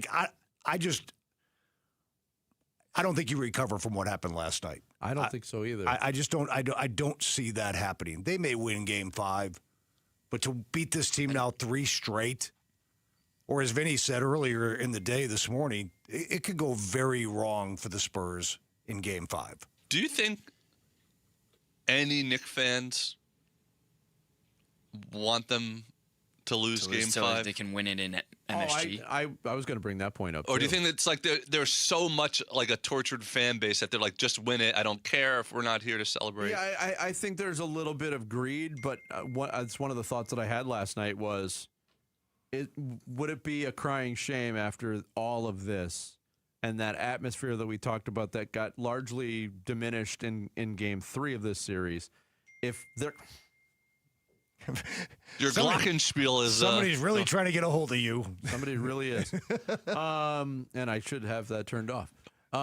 Would it be a crime if they couldn't do it in front of their home? But you can't tempt fate. No, you cannot. No. You cannot. You can't. You can't. San Antonio might win the game regardless, but you can't play with fire at that point. Especially because, It is the Knicks. It is the Knicks. It'll probably be 30 to 40% Knicks fans anyway in that building, right? Would you think in San Antonio? I read that high? I didn't mark it, but I read there was a map from one of the ticket sites that's secondary market. 37% of all the ticket sales for Game 5 were coming from New York area codes. Yep. And if you're a Knicks fan, like you have to want to win Game 5 because God forbid it comes back to Madison Square Garden in Game 6. The Spurs have proved they can win there. And the last thing on God's green earth do the Knicks want from a pressure standpoint as a fan base is to go to a Game 7. I will say this. If the Spurs do win Game 5, that answers some questions about the emotional scars of Game 4. Okay, that they were able to recover from that. But it doesn't take away from the pure basketball sense now of having to beat this Knicks team 3 consecutive times. I don't think they can do that. No, I don't think so either. Man, we're going to be talking about it for years. Coming up next, we hit the 9 o'clock hour on this Thursday. Sammy's going to guide us through some social studies. It's Bickley and Murata Mornings live from the Casino Arizona and Talking Stick Resort Studios of Arizona Sports, the local sports leader. Diamondback skipper Torey Lavello, the man who makes the lineup, joins Burns and Gambo Friday afternoons at 2:30 to talk D-backs. Brought to you by Budweiser. Watch it on YouTube. Listen on the Arizona Sports app and 98.7. Employee pricing is back at Santan Ford, and this is the big one. You pay what we pay. That means F-150s up to $15,000 off MSRP. Super Duty trucks up to $8,000 off MSRP, and Mustang Mach-E's up to $11,000 off MSRP. This is employee pricing. You pay what we pay on America's favorite trucks and SUVs. Real savings, real money off the sticker. Employee pricing is back. Going on now with Santan Ford. Easy drive from anywhere in the valley and online at santanford.com. Restrictions apply. See dealer for details. Whether it's cooking a traditional meal, providing hot water for invigorating showers and baths, or creating ambiance for family gatherings, Southwest Gas proudly fuels our homes and communities with a safe and reliable natural gas service. Hi, it's Vince Murata, and more than 92% of Arizona customers prefer natural gas service in their homes to power appliances. But natural gas is more than an essential ingredient in the home. It helps support economic development and growth in the community as well. Many of the recent large-scale businesses that have expanded their operations into Phoenix are dependent on natural gas to support their business and production. For almost 100 years, Southwest Gas has been there, helping turn neighborhoods into communities, houses into homes, and big dreams into reality. If you'd like more information about how Southwest Gas helps fuel life's important moments and supports a sustainable energy future for our community, please visit swgas.com. Hey, John, why so glum? I just got let go. The company's downsizing. This is the third time in the last 2 years. I'm done with this. Have you thought about My Computer Career? I've heard they can train you for a career in IT in just a few months, including cybersecurity and the basics of AI. And you don't need prior training or experience. Now that's a recession-resistant career. Wow, thanks. I'll check them out. Go to mycomputercareer.edu and take the free career evaluation. mycomputercareer.edu, an Elite CompTIA certification partner. Financial aid is available to those who qualify, including VA benefits. This is the story of the one. As a maintenance engineer at a beverage manufacturing plant, he starts his day knowing every line is ready to run because Grainger delivers the industrial-grade products he needs to keep mixers, conveyors, and packaging equipment moving. With Grainger's vast selection of bearings, belts, and motors, he keeps operations running smoothly, so nothing grinds to a halt. Call 1-800-GRAINGER, click Grainger.com, or just stop by. Grainger, for the ones who get it done. This is a special alert to all Americans who own a vehicle with less than 200,000 miles with an auto warranty about to expire or with no warranty coverage at all. Due to a decline in the economy, CarShield is announcing a low-cost month-to-month vehicle protection plan that is now available to the public to save any driver out-of-pocket expenses on future auto repairs. Call now to find out how you can pay almost nothing for covered auto repairs. Yes, you heard that correctly. Pay almost nothing for covered auto repairs. An open phone line has been established for all drivers to call for a free quick quote. Call 800-330-8323 now. Drivers who are covered will not have to pay for covered repairs again. This protection plan is at an all-time low. Additionally, drivers who activate this vehicle protection today will also receive free roadside assistance, free towing, and car rental options at no additional cost. Call us for your free quick quote today. 800-330-8323. That's 800-330-8323. What do you have to lose? Call 800-330-8323. Again, 800-330-8323. Hey, it's Gamble, and I'm here with Stuart Willis, the president of Asset Preservation Wealth and Tax. Stuart, you handle retirement planning, financial planning, tax planning. How important is estate planning to somebody's overall portfolio? Listen, I think it's one of the most overlooked things. A lot of people say they're going to get to it eventually, and they never do. Look, I mean, here's the thing. I sometimes say I'm a bit hypocritical because I've been preaching the importance of having an estate plan and a living trust for 20 years. I just got mine done a few years ago. So a lot of you out there know they need to get it done because, look, here's the thing. Probate is not an evil process. It's just expensive and time-consuming, and it's a process you can avoid by having proper estate planning. And especially for those of you in split families, because then you've got to divide assets among two different families. It becomes very difficult. If you want to get an estate plan as part of your portfolio, call Stuart Willis at Asset Preservation Wealth and Tax at 602-877-PLAN. Investment advisory services offered through Foundations Investment Advisors, LLC, and SEC registered investment advisor. KMVP FM Phoenix. Live from the Casino Arizona and Talking Stick Resort Studio. Arizona Sports, the local sports leader. I'm Sammy Sabolka with what's trending now, presented by Parker & Sons Heating, Cooling, Plumbing, and Electrical. Historic. The New York Knicks were down 29 points at one point last night, and they mounted the largest comeback in NBA Finals history in Madison Square Garden. There were countless plays that led to it, but OG Anunoby's tip-in with 1.2 seconds left gave the Knicks a 107-106 win and a 3-1 series lead in an all-timer last night. Here in the Valley, the Diamondbacks' struggles continued in an 8-0 loss to the Marlins yesterday. They are a team right now searching for answers and hopefully can find some today with Merrill Kelly on the mound as they get started here shortly at 10:10 this morning. And you can hear it right here on Arizona Sports 98.7 and the Arizona Sports app. And as Cardinals minicamp has come and gone, the Cardinals are not naming a QB1 ahead of training camp. For more on that story and the Arizona Cardinals, head to arizonasports.com today. And that's what's trending now. Arizona Sports, the local sports leader. Bickley and Marotta Mornings. Social Studies. Brought to you by Carol Royce, your home sold guaranteed realty. All right, it is the 9 o'clock hour. That means it is time for some social studies, and you can find us on social media here at Bickley_Marotta on X, at Bickley and Marotta on Instagram and Facebook. And you can tune in live to the show and watch it every single day at Arizona Sports on YouTube. And make sure to go to Instagram and Facebook. Follow us there, Bickley and Marotta. You could see me try to say the word arguably. Yesterday, you could see clips from the generation gap and clips from interviews and everything. So make sure you follow us on Instagram and Facebook. Jerry, you can do it if you put your mind to it and just get organized. Minuscule. Minuscule. Minuscule. It's a minuscule It's a issue. task to overcome. That, and if you want to see how dumb Jamal and I are, you can do that as well. So You said that, Sammy, I know, not man. us. I got some heat yesterday. Did you? Yeah. From who? Honestly, like probably Riley Show. My girlfriend. Former teachers or? No. My girlfriend was What like, was how do you it? not know Was it- who was it Margaret Thatcher is? Yeah, that's that was the one. That's the bugaboo. Not the Pele question, but Margaret Thatcher. Okay, the first. David Letterman, too, you should know. Yeah, I see. Okay, I know who David Letterman is. I just didn't know the segments there. Okay. All right.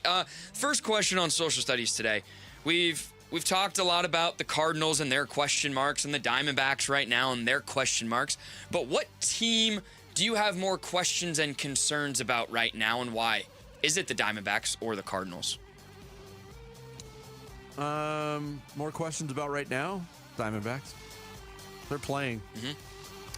Yeah, I'll go Cardinals because I have questions about the Cardinals. I don't have many. I kind of understand what's going on with the Diamondbacks right now. I mean, I question maybe the future of Zach Gallen in that fifth starter role.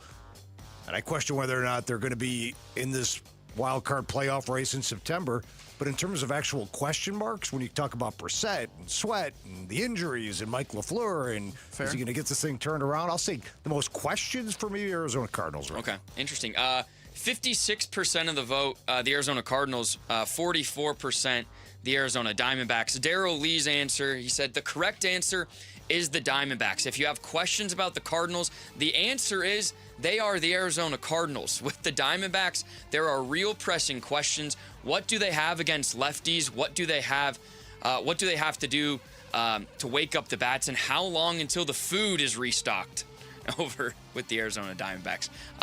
Todd said, questions about the Diamondbacks and how they will right the ship. 9 out of their last 12 losses. Need to get that figured out. And Brian said also, the Arizona Diamondbacks, they are so up and down. There's no questions about the Cardinals right now because the expectations are as low as they are. Interesting responses there. Okay, last night, New York Knicks, San Antonio Spurs. Vinny had mentioned you hadn't been that excited in watching a sporting event in some time. So what is the most excited you've ever been after a sporting event? Why? And what did you do? Recent bias, and it's 5 years ago now, but during the Suns playoff run, when they eliminated the Lakers in the first round. It's a good one. I had so much pent-up anxiety and anger and hatred towards the Lakers with the way that they had just trolled the Suns earlier in that series. So for them to finish that off, I was like, that felt really, really, really good. I celebrated by doing what I do. I went right to the sports bar. Nice. I got two answers to that question, Sammy. I think the most emotional I've ever been was after the Cubs won the World Series, 2016. That was a breakdown, fall to the ground moment for me. You didn't pretend not to be a Chicago sports fan like Bickley did? I was so excited. I came on this show in studio the next day. Yeah. Beaming. I was beaming. Most excited I've been, though, 10-year-old me when DePaul beat David Greenwood in UCLA to go to the Final Four in 1979. Well, that same night that the Cubs won the World Series was second on my list because that was the night within minutes of each other. Eric Bledsoe hit a buzzer beater to beat the Portland Trailblazers in like a 19-win season. Yeah. I think it was my first. That was my first win as that I got to work as the PA announcer of the Suns. Wow. Nice. Was that game. 10 years ago. Downhill for Eric Bledsoe from there. Ooh, it was. Emotional, I'll go with Tim's here. 8-year-old me when the Cardinals lost the Super Bowl. I've never cried more after a sporting event. But after the Diamondbacks had clinched going to the World Series against the Phillies, that was a great night. That's probably the most excited I've been given because I was in college and I had nothing to do the next day, and I have a ton of Diamondback friends, and so we celebrated. But let's see. Rhett Reese said Gonzo's broken bat single. He wept. Let's see. Eddie V, a lot of 2001 World Series. Let's see. Daylight Films. He's a U of A basketball guy. He's a 1997 national championship. Went to my brother's house. My parents came over and we opened the Dom Perignon. Wow. That's a big highlight. Could have went to the Pork and Cork. Pork and Cork. Jared, do you have one that stands out? Most excited you've ever been? It was the game before the worst game ever. It was the Sweet 16 game, U of A versus Oklahoma State, where Salim Stoudemire hit an almost buzzer beater to win. That was my favorite team of all time. Most recently, last year's U of A team, when they came back and wound up blowing out Arkansas to get to the Final Four. That was something. I went on a group chat, like, video thing with all my college friends, and it was like almost emotional. Almost emotional? Almost emotional. So you like it was emotional, but almost tears. So go ahead. No, go ahead. So you felt more emotional after the Arkansas game than the Purdue game to go to the Final Four? That's what I meant. I meant the Purdue game, sorry. Okay, there you go. Helped you out. So going to the Final Four. Yeah, third on my list was that Illinois win over Arizona. We got our buddy Dave Leonard has video for his pick. Yes. ASU football wins in East Lansing on a missed field goal in 2019. Had a big, the Mustache Nation rides. Last trip with 100 of us in the group couldn't have been any better. There we go. And just from the camera angle, it looks like absolute pandemonium in East Lansing. It definitely does. Well, Mustache Nation is pandemonium 3 hours before kickoff. I watched that game in a hospital bed. That's when I almost lost my finger. I had to have surgery. Did you check your hand? Yeah. No, that's where it is. I still have it. Oh, there. So you found it. Good. I still have it. You can still pitch. And the last question we've asked Never a couple could. times today, but the greatest moment in New York sports history, we've mentioned a bunch, but Right. So what is it? You gave your list, both of you, of ones you thought of, but what actually, in your mind, is the greatest moment in New York sports history? I wasn't around for it, but I mean, it's hard to argue with Bobby Thompson's home run in 1951. That's one of the most famous play-by-play calls of all time. But they didn't win the World Series. That was to win the National League. Yeah, the Giants won the pennant. Yeah. To go. If the one, it's not Yankees. It's not Knicks to me. It's probably the Buckner play. Which wasn't a great moment. It was more a bad moment for him than a great moment for the Mets. I mean, the Joe Namath guarantee, I know the Jets aren't as big as the Giants, but winning Super Bowl III and the upset that was, and we talk about the Tyree catch. Yeah. How about the Manning scramble to make it happen, and the ultimate result of a game that did the unthinkable and beat what we thought was an unbeatable team. That's and up until that point, they were. I mean, that's... And then Reggie Jackson, the 3 home runs in the World Series on 3 straight swings. Yeah, that's pretty nuts. For and me, Willis Reed. In my lifetime, it's the David Tyree, the Giants beating the Patriots. They were unbeatable. But if the Knicks go on to win the finals, it might be the OG tip. It might be number one when it's all said and done, because it could be a big play in ending that drought. That long drought. Yep. Even though Jarrett thinks the Spurs have a fighting chance. Hey, you never know. So there you guys go. We're at Bickley_Murata on X, Bickley and Murata on Instagram and Facebook, and tune in and watch us on YouTube at Arizona Sports. Thanks, guys. Sammy. When the temperature exceeds 100 in the valley, just 15 minutes of exposure can cause permanent damage. Text WATER to 620-620 to help us save lives this summer by dropping off water at select the UPS store locations or donating today. Also want to remind you about the Half Day Club. It's back. Lower level D-backs tickets for just $9.87 before taxes and fees. D-backs versus Angels on June 17th or versus the A's on July 22nd or both. Text HALF to 620-620 for details. Speaking of the D-backs, we'll get you ready for today's game. D-backs on deck is up next. Bickley and Murata mornings here on Arizona Sports, the local sports leader. Here are the top 3 headlines on ArizonaSports.com. I'm Tyler Drake. Cardinals not naming a QB1 ahead of training camp, but the competition has already ramped up. The Diamondbacks have had a problem early on in games, which continued in a loss to the Marlins. And Garrett Williams back for Week 1. The Cardinals received great news on the cornerback and others. Those are your top 3 headlines on ArizonaSports.com. Summertime has arrived in Arizona, a time when your windows are the only thing standing between you and the extreme desert heat. And if your windows are shot, your windows are about to cost you a fortune in electric bills, which is why now is a great time to call Advanced Window Products, Arizona's #1 window replacement company, where they build windows designed specifically for our harsh climate, and they build windows specifically for the dimensions of your home, never retrofitted on site. They replaced all of my windows. I could not be happier with the result. They look fantastic, and everything from the installation to the cleanup process was immaculate, and that's because their installers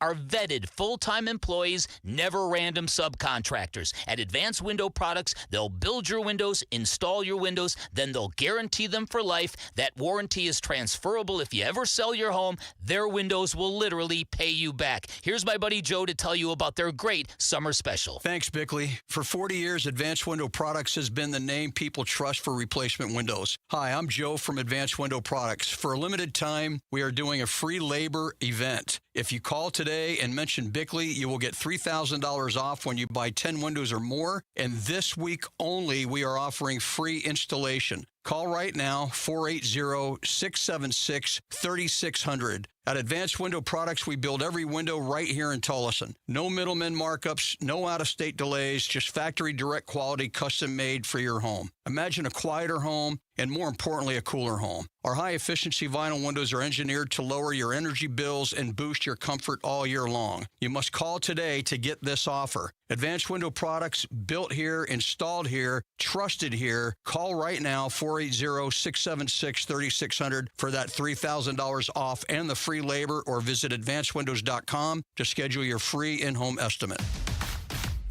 Celebrate Father's Day at the D-backs game on Sunday, June 21st. The first 15,000 dads to the game will get a Father's Day polo. Get your tickets at dbacks.com. Tired all the time? Gaining weight? Lost your edge? Those aren't just signs of getting older that could be low testosterone. Vital for Men is Arizona's original men's health clinic. Not a franchise, not a side hustle for some med spa. We're open Monday through Friday. We accept most insurance, and right now your first testosterone test is free. Find out where you stand. Call Vital for Men or go to vitalformen.com. It's time to stop guessing and start living. Take your taste buds on vacation this summer at Sonic. Heat things up with the Tropical Heat Sonic Smasher. 2 hand smash patties made with Angus beef drizzled with jalapeno pineapple glaze. Then cool down with a tropical cream slush with coconut, pineapple, and creamy vanilla soft serve. It's like a tropical vacation, minus the flight delays. Try the Tropical Duo for a limited time this summer at Sonic. Live free, eat Sonic. Limited time only at participating Sonic drive-ins. Dave Burns here with Liberty GMC General Manager Chris Scott. Chris, what's happening this month at Liberty GMC? What's up, Dave? Our kickoff to summer savings event is here with big savings across our entire GMC lineup. Lease a brand new 2026 GMC Terrain for just $269 a month or a 2026 Canyon for $369 a month. Plus, the 2026 Yukon and Yukon XLs are arriving daily with lease options as low as $699 a month. Stop by Liberty GMC or make your best deal online all the time at libertygmcaz.com. GMC, we are professional grade. I'm Ultima Morgan of Morgan & Morgan. Every time one of my children started driving, it was terrifying. I am quite aware of the dangers being on the road. Thousands of accidents happen across the country. We see it every day. These families' lives will be changed in an instant. We fight for these families as if they were our own. We've become America's largest injury law firm by winning cases just like these. If you've been injured in a car accident, call us. Injured? Dial # law or visit forthepeople.com for an office near you. Arizona Sports, the home of Arizona Diamondbacks baseball. We're checking in on the Diamondbacks as they warm up for the game's first pitch. D-backs on deck, brought to you by Sonic. Live free, eat Sonic. Name the game. You know, you got to be able to execute at the most critical time. You got to be able to, believe in the process and the standard we've set here to go out there and take advantage of the pitches that pitchers are making that can impact the game, and we're not doing that right now. Torey Lovullo, manager of the Diamondbacks, after yesterday's ugly 8-0 loss to the Miami Marlins in Game 2 of that series, which wraps up today in a little less than an hour from Lone Depot Park. Diamondbacks trying to avoid a sweep, and the one thing they're not dealing with, and I imagine it's going to be probably even more bleak today. We talk about the atmosphere of Madison Square Garden being at one end of the spectrum for a sports environment. It's going to be absolutely dead in that ballpark today. A day game? A day game in on Miami. A Thursday in Miami? I mean, they get 7,000 for a night game during the middle of the week. Between the heated rivals, the D-backs and the Marlins, too.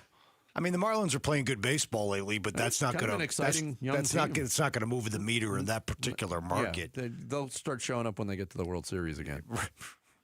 It's like the Miami Hurricane fans. They show up for like 2 games a year at best. The good ship D-backs, Vinny, they're taking on water right now. I mean, they've lost 9 out of 12. Derek Hall, very candid with us earlier today. We're disgusted. Disgusted and unacceptable. Yeah.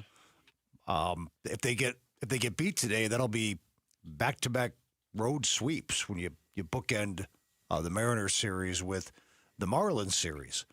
Merrill Kelly on the mound today, so we'll see if he can kind of regain the form he had for most of May. Yeah, time to take a look at today's pitching matchup. It's brought to you by the Window Depot. Did you know the Window Depot is more than just windows? We've got doors, skylights, cabinets, countertops, even flooring. Proud partner of the Arizona Diamondbacks, the Window Depot. The Marlins going with right-hander Tyler Phillips, 6'5", 223-pound, 28-year-old. He's mostly pitched out of the Miami bullpen this year. 18 appearances, 2 starts, 0-1, 2.08 ERA, mostly long relief. He's got a 5-pitch mix, sinker, splitter, sweeper, curve, 4-seam fastball, which tops out at about 95 miles an hour. In his his best start of the 2, 5 innings, but it was a 6-1 loss to the New York Mets on May 30th. Diamondbacks going with Merrill Kelly. 5-4, 5.71 ERA. Got absolutely shelled his last time out. 7 runs, 6 hits, 3 home runs allowed in 5 innings. That 14-1 loss to the Nationals last Friday that ended up with a catcher on the mound, and Adrian Del Castillo. But prior to that, it's been a weird season for Kelly. His previous 5 starts, he was 4-0 with a 2.36 ERA. So that start came out of nowhere last week, and it's a big start for him to reverse that. If there's a trend happening, it can't happen. He needs to reverse that today. Yeah, he strung together 4 consecutive wins and start against the Mariners, a game that he got a no decision in. The club did lose, but they lost 3-2 in 10 innings. So it wasn't technically a quality start, but Merrill Kelly was really good for a 5-game stretch before that happened last Friday in Washington. So as we mentioned earlier, while Gallen's struggles have kind of been season long, Kelly really just had a bad game last Friday against the Nationals. So I'm really interested to see how he bounces back here in the few hours. Yep. The injury report is brought to you by Barrow Neurological Institute. You can learn more at barrowneuro.org. When it comes to the Diamondbacks, we're still dealing with the reaction to the Corbin Burns news. That he's suffered a setback, no timetable for his return right now, but you're starting to get some real closeness on some return from injury. Lourdes Gurriel Jr. on a rehab assignment. Jordan Lawler, rehab assignment. A.J. Puck's on a rehab assignment. Carlos Santana, kind of forgotten about, but if he can give you something at first base, it would be a boost right now. They're all coming back, and of course, James McCann still out. And others, Justin Martinez, not scheduled to come back until August for the Diamondbacks. Well, I think Jordan Lawler's the guy that I'm keeping my eye on. Can he come back? Can he come back and can he help? Can he be the guy that they're hoping he would be the entire time he's been a member of this organization? Now is a good time to make your appearance known. Yeah, and I think the Diamondbacks are dealing with the reality of having a third of your lineup made up by rookies, whether it was Fernandez or Waldschmidt, or Troy, or Groover. You take the lumps. There's a reason to be excited about all 4 of those players, but you see them when they're stretched out and being counted on.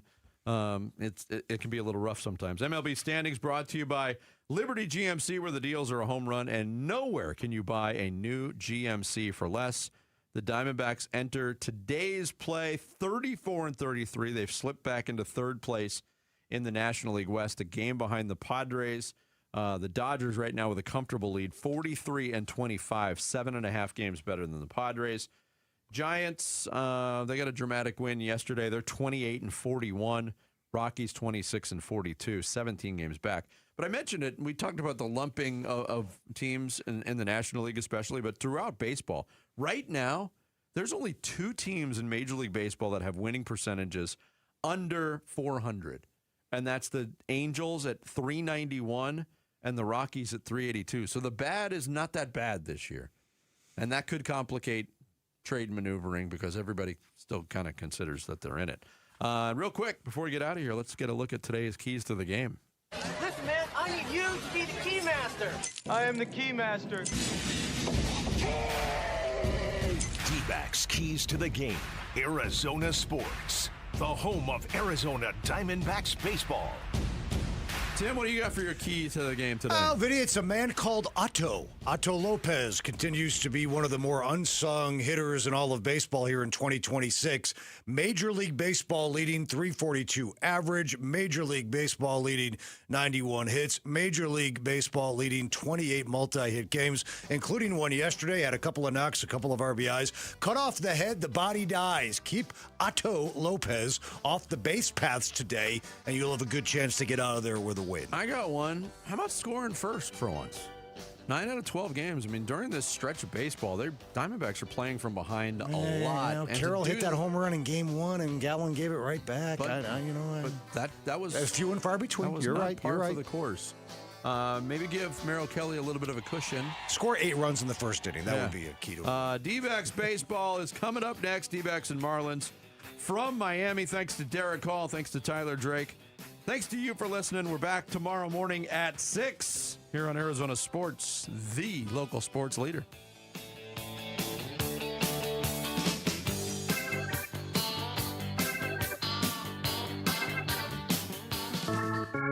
You've been listening to D-Backs on Deck.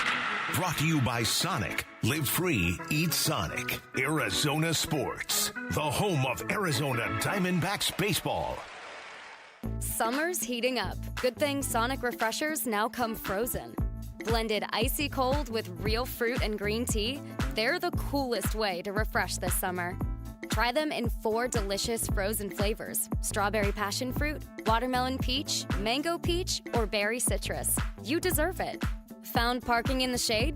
Sip to that with new frozen Sonic Refreshers. Live free, eat Sonic. Each refresher contains approximately 45 milligrams of caffeine. Limited time offer at participating Sonic drive-ins. If your windows can't keep up with the heat, it's time for an upgrade. At the Window Depot, windows are what we do. Biggest inventory, best prices, guaranteed. Found a lower price? We'll beat it. Shop in stock or custom vinyl windows, built for efficiency and style. From one window to full home replacement, we help you get the right windows for less. Lower your energy bills and stay comfortable year-round. Visit a location near you or order online at thewindowdepot.com. It's where every home run memory and walk-off victory is stored. Your brain shapes you, defines you, makes you you. But as any ball player knows, a brain or spine condition can change the game. That's why Barrow Neurological Institute is always swinging for the fences, pushing the boundaries of neuroscience medicine. Ranked top 10 in the U.S., Barrow helps patients hold on to their dreams, their memories, and themselves right here in Arizona. Barrow Neurological Institute, minding what matters most. Visit barrowneuro.org to learn more. Wesley Financial Group is not a law firm. I'm Chuck McDowell, founder of Wesley Financial Group. Did you buy a timeshare because they told you it was a great investment? That's a lie. Most timeshares can be bought online for $1. To find out what your timeshare is worth and to cancel it, call us today and we'll send you our timeshare exit kit free with all your options for cancellation. Call Wesley for your free exit info guide. 800-771-1300. That's 800-771-1300. Hey, Green Gobbler here. So you've got a clogged drain in your bathroom. Water in the sink's overstaying its welcome. You're spitting today's toothpaste on top of yesterday's toothpaste. You hope that it go away. Yeah, clogs don't just go away. I make them go away. I'm Green Gobbler, the only clog dissolver you need. I'm bleach-free, safe for your pipes, and I work. Guaranteed or your money back. Because I never met a clog that was gonna unclog itself. Green Gobbler. Let the gobbler get it. Luke Lipinski back to tell you about Orchard. It's home selling season, and the biggest mistake you can make when selling your home is settling for less money. That never happens with Orchard, though. The whole buying and selling process can be a grind. Lowball offers can wear you down, causing you to settle for thousands less. Don't do that, though. It's your home we're talking about, and you don't have to settle when you sell with an Orchard agent. Orchard reinvented the real estate industry by guaranteeing your home sale. Their local agents help you sell on the market for top dollar. They're some of the most experienced agents around town, and here's how they do it. First, Orchard will give you cash up front to buy and move into your new home. Get that part done. Do it on your timeline. No waiting, no showings, no double moves. Then, once you're all settled in, your Orchard agent will help sell your home on market for top dollar. One Orchard customer recently said, I went under contract within 24 hours of my home listing, which was amazing. That is amazing. With Orchard, you never have to settle for less. Buy before you sell, but still get top dollar for your home with Orchard. If you're curious how much your home is worth, visit Orchard.com to get your free home valuation. That's Orchard.com. Paul Calvisi here with Matt Dagus, president of Bright Wealth Management. And Matt, most people have a 401k and a CPA, but no real plan tying it together? Right. They have accounts, not a strategy. And without a coordinated plan, your income, taxes, and investments can actually work against each other. So where do people start? With a conversation. Call Bright Wealth Management at 844-726-9116. We'll show you exactly where you stand and what to fix. BrightWM.com. Investment advisory services offered through Foundations Investment Advisors, LLC, an SEC registered investment advisor. The content provided is for educational purposes only. Arizona Sports, the local sports leader on the Arizona Sports app and 98.7. That is a high fly ball out to deep right field. Carpenter going back. He is at the track. He is out of room. It is gone. Arizona Diamondbacks baseball, brought to you by Casino Arizona and Talking Stick Resort has one premier loyalty experience, Salt River Rewards. Join and get up to $25 in free play. Visit saltriverrewards.com to get started. Avnet, your hometown partner of the Arizona Diamondbacks. By Jeep. Hurry in for the Jeep declaration of deals. Jeep, there's only one. And by Morgan & Morgan. D-Backs BP Show. The Stakes are hoping to avoid getting swept today. Welcome to the D-Backs BP Show as the Arizona Diamondbacks get ready for the finale against the Miami Marlins. My name is Steve Zinsmeister with our producer and engineer Leo Gilmartin, and our technical director is Allie Narini. First of all, good morning, and thanks for being with us so early on this Thursday for some Diamondbacks baseball. Last night was not the best game for the D-backs as they got shut out by the Fish 8-0, and they lost the series. They were dominated really in all facets of the game. Clearly, the offense didn't score. The pitching fell apart pretty early on, and then there were some defensive lapses as well. So we'll flush that game, move on to today, where they'll look to salvage the final game and cancel any plans that Miami might have for a sweep. It's another favorable pitching matchup for the Diamondbacks today with Merrill Kelly on the mound. Last time out, he gave up 7 runs to the Nationals, but before that, he had 5 straight starts with 3 earned runs or fewer. It's been kind of an up-and-down start to the season for Merrill, so hopefully he'll use today's game to get back into a bit of a rhythm. Tyler Phillips will start for Miami. Last time, he piggybacked off of Ryan Gusto, who was the starting pitcher in yesterday's game for the Marlins. So clearly that's a different plan this time around. Phillips has an impressive 2.08 ERA in just over 40 innings this season, but he's also walking a lot of hitters, 4.6 walks per 9 innings. So he can be a little bit wild at times, a really good opportunity for the Diamondbacks to see a lot of pitches, take some of those pitches, draw your walks, and see if he can be in the strike zone today. Make him beat you in the zone.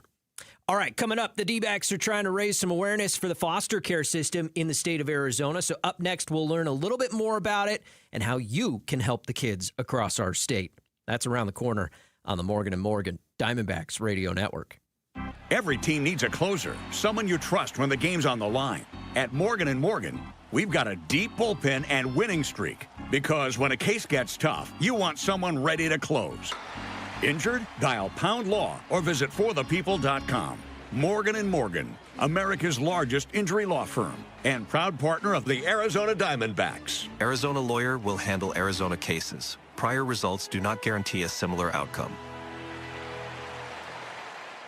Diamondbacks fans, Uber Eats has your game day covered. The best Phoenix restaurants like Cali Tacos, Barro's, and Salad and Go delivered right to you. Each time the D-backs hit a double at home, you get $15 off your order of $30 or more. That's right. 2 bases for us, 1 sweet deal for you. Score game day deals like this and more only on Uber Eats. Order now. Terms apply. See app for details. I'm saving to buy a new car, but with rent and my other expenses, it's hard to stick to a budget. To help me plan, I signed up for budget billing with APS. They average out my payments over the years, so I pay about the same every month, which is a big help. Oh, don't break down yet. Do you want an easier way to plan? Let's talk about budget billing. Seasonal highs and lows are evened out, giving you a more predictable payment. Learn more about all your options at aps.com/let's talk. Avnet is your hometown partner of the Arizona Diamondbacks. We are a global technology distributor and solutions provider headquartered right here in the Valley. We help businesses all over the world source the right technology components and manage the logistics to get their products to market. The components we distribute are likely in the products you use and depend on every day, from your car to your household appliances. Avnet, delivering what's next in technology distribution. Visit avnet.com to learn more. With the Caesar Sportsbook app, you can bet while all the Diamondbacks action is in full swing. Parlay your favorite player props, home run hitters, and more with same-game parlays. Or select from today's pre-built parlays with quick picks. Plus, bet every inning live in the app. Must be 21. Gambling problem? Call 1-800-NEXT-STEP. Caesar Sportsbook, an official sports betting partner of the Arizona Diamondbacks. Hey, D-backs fans, did you know that milk is one of the most requested but least donated items at food banks? Together, we can change that. On June 20th, D-backs pitcher Merrill Kelly will be at the Fry's Marketplace on Ray and Rural in Tempe from 11 a.m. to noon for a milk donation drive. Stop by, donate a gallon of milk, meet Merrill Kelly, and help make a difference. Join Arizona milk producers, Fry's, and the D-backs to help fill fridges and fuel families. Learn more at arizonamilk.org. Diamondbacks Radio Network, D-backs BP Show. The Arizona Diamondbacks, in partnership with the Department of Child Safety, are looking to raise awareness for the foster care system and the needs of children and families across the state of Arizona. So joining me today, so I can learn a little bit more about this issue, is Tanya Abdelatif, the Assistant Director of Foster Supports for the Arizona Department of Child Safety.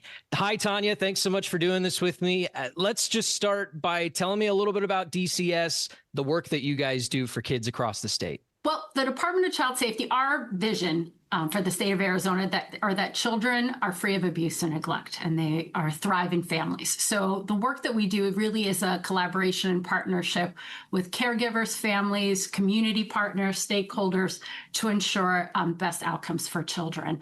So when the department becomes involved with the family, despite maybe misconceptions, we don't just remove children from people's homes, but we really do try to offer support, in-home services, and really strengthen family units. But there are instances where children are not safe staying in their homes and with their parents. And so there are times where we do have to remove children and they enter into our foster care system. We have a great need currently for foster families. Yeah, and I want to get into that need for sure, but just to set the table a little bit further and so I can get a better idea of the scale of this issue, can you tell me the number of children in Arizona's foster care system compared to the number of foster parents / homes? So we have approximately 7,000 children in foster care, what we refer to as out-of-home care, because more than half of those children are placed with relatives. So kinship care is our first priority. And whenever we can place children with family members, with kin, those that might not be related but have an established relationship with these children, that's a win for all of us. So, but we do have approximately 1,400 children that are in group homes, not in foster homes, because foster families, we only have about 1,600 foster families. So after you take away about half of those 7,000 children, there's about 3,000 or so left. Half of those are in foster homes, and then half are still, or 20% of our kids are in group placements. So you mentioned there are needs for the department. Now, a lot of that, as we just kind of laid out, could be finding more foster parents, more people who want to take in children. I'm assuming another part of the equation is also resource related for those families that are hosting kids. What is it that the department is always seeking and needing? Well, we are always seeking foster families who are willing to help reunify children. The first goal is always for the children to return back to their family of origin. So we're looking for foster families who support reunification, will engage in shared parenting and coaching and model for that family what effective parenting and safe parenting looks like. We have foster families who are willing to take really young children, but we always have a need for older children. To be honest, parenting teens or taking older youth isn't at the top of everybody's priority list. It's a difficult, developmental stage to care for. So a lot of our children who are teenagers end up in group homes. And the other need that we typically have are for sibling groups. So a lot of foster families, we have our license for 1 or 2 children, but sometimes there might be a sibling group of 3 or 4 or 5. And keeping siblings together is really important to the department because it is quite traumatic, and there's a lot of loss that happens when children enter into or experiencing foster care. So to be able to keep the siblings together, to have at least that relationship remain intact is really critical for these children. Let's say somebody is listening to you and I right now, and they feel inspired to become a foster parent or to get involved in the system in any way. What should they do, and what should they expect from the process of trying to become a foster parent? I'm going to steal from the Adopt US Kids slogan of a few years ago that you don't have to be the perfect parent to be the perfect foster parent, that we're not looking for perfection. And actually families who have faced a little adversity, who've maybe struggled and found ways to overcome life's hurdles make the best kind of foster families. And I always say you can start the process. If you're just curious, the most invasive way is probably to visit the DCS website. So azdcs.gov. And you can find out there's videos on there. There's information about being a foster parent. You can watch those videos. You can link there's phone numbers to licensing agencies or to our inquiry call. You can shoot off an email. We can connect you to talk to another foster family. Or if foster care is not right for you right now, there are other ways to help children in care. Everything from donation drives to mentoring to serving as a CASA, court-appointed special advocate. Lots of different ways to kind of get your feet wet and get yourself in the door if you want to try to make that impact on a young person's life. Tanya, thanks so much for sharing your expertise on this and for all that you guys do for children across the state at DCS. I really appreciate your time today. Thanks so much. Thanks is all mine. Thank you so much for the time, Steve. That is Tanya Abdelatif, the Assistant Director of Foster Supports for the Arizona Department of Child Safety. When we come back, we'll take a look at the injury report for today's game on the Morgan & Morgan Diamondbacks Radio Network. 12 News is dedicated to the Arizona Diamondbacks, bringing you the Friday fun. Lead off with D-backs on deck to get you ready for the first pitch. Then, tune in to watch select Friday home games on 12 News. It's all followed by 12 News at 10 for the latest developments across the state. Stream D-backs on deck, then catch up on breaking news, weather, and exclusive content. All available anytime on 12+. It's baseball season in Arizona. 12 News, the official broadcast home of your Arizona Diamondbacks. Planet Fitness has everything you need from warm-up to wind-down, so you can give everything you've got. Whether you want to bring a friend anytime, access any of our 2,800-plus clubs, or reset and recover in the Black Card Spa, we're ready to fuel your momentum, and then some. Enjoy all the perks with the Planet Fitness Black Card. Join the club today for $1 down, $24.99 a month. Find your nearest club and join today. Deal ends June 12th. See club for details. Hello, Arizona. Get ready to score an unbeatable deal from Daniel's Jewelers. To celebrate baseball in the Valley, Daniel's Jewelers is giving every fan 50% off a single retail price item. Don't miss out. Score your 50% off instantly. Treat yourself to stunning diamond and gold jewelry before this offer disappears. Lock in your 50% off coupon at danielsjewelers.com/baseball. Again, that's danielsjewelers.com/baseball. Own the dream with Daniel's Jewelers. Hi, fans. This is Dave Pash, sports broadcaster, journalist, and longtime Arizona resident. Dignity Health knows the importance of a healthy, active lifestyle. We want to get you back on your feet quickly so you can return to play, whether you're a weekend warrior or an elite athlete. If you're ready to feel the glory, not the pain, find a provider and schedule an appointment today at dignityhealth.org/azortho. Dignity Health, a proud partner of the Arizona Diamondbacks. Diamondbacks Radio Network, D-backs BP Show. Let's take a look at the injury report. It is brought to you by DISC, Desert Institute for Spine Care. Home for all of your back care needs. Go to sciatica.com and get back in the game with DISC, Desert Institute for Spine Care. 2 Diamondbacks were rehabbing in Reno last night. Jordan Lawler got another DH day with the Aces. He's been playing a lot of center field as well as he recovers from that fractured wrist. My guess is that we will see him quite soon in the big leagues. And the other guy in AAA is first baseman Carlos Santana, who just made the jump from the Arizona Complex League to face some better competition. He played the field last night and got 4 at-bats. Reliever A.J. Puck is also in Reno, where he threw a bullpen yesterday. I believe he's scheduled to pitch next on Saturday, as he ramps back up for a big league return in the near future. And in the Complex League yesterday, we saw an outfield that was filled with rehabbers. Lourdes Gurriel Jr. drove in 3 runs in left field. A.J. Vukovic scored 3 runs himself as the center fielder. And the newly signed Max Kepler made his first start in the Diamondbacks system yesterday. More on him here in the coming days. In just a moment, Chris Garagiola talks with the D-backs manager, Torey Lovello, right here on the pregame show. Stick around. More coming up next on the Morgan & Morgan D-backs Radio Network.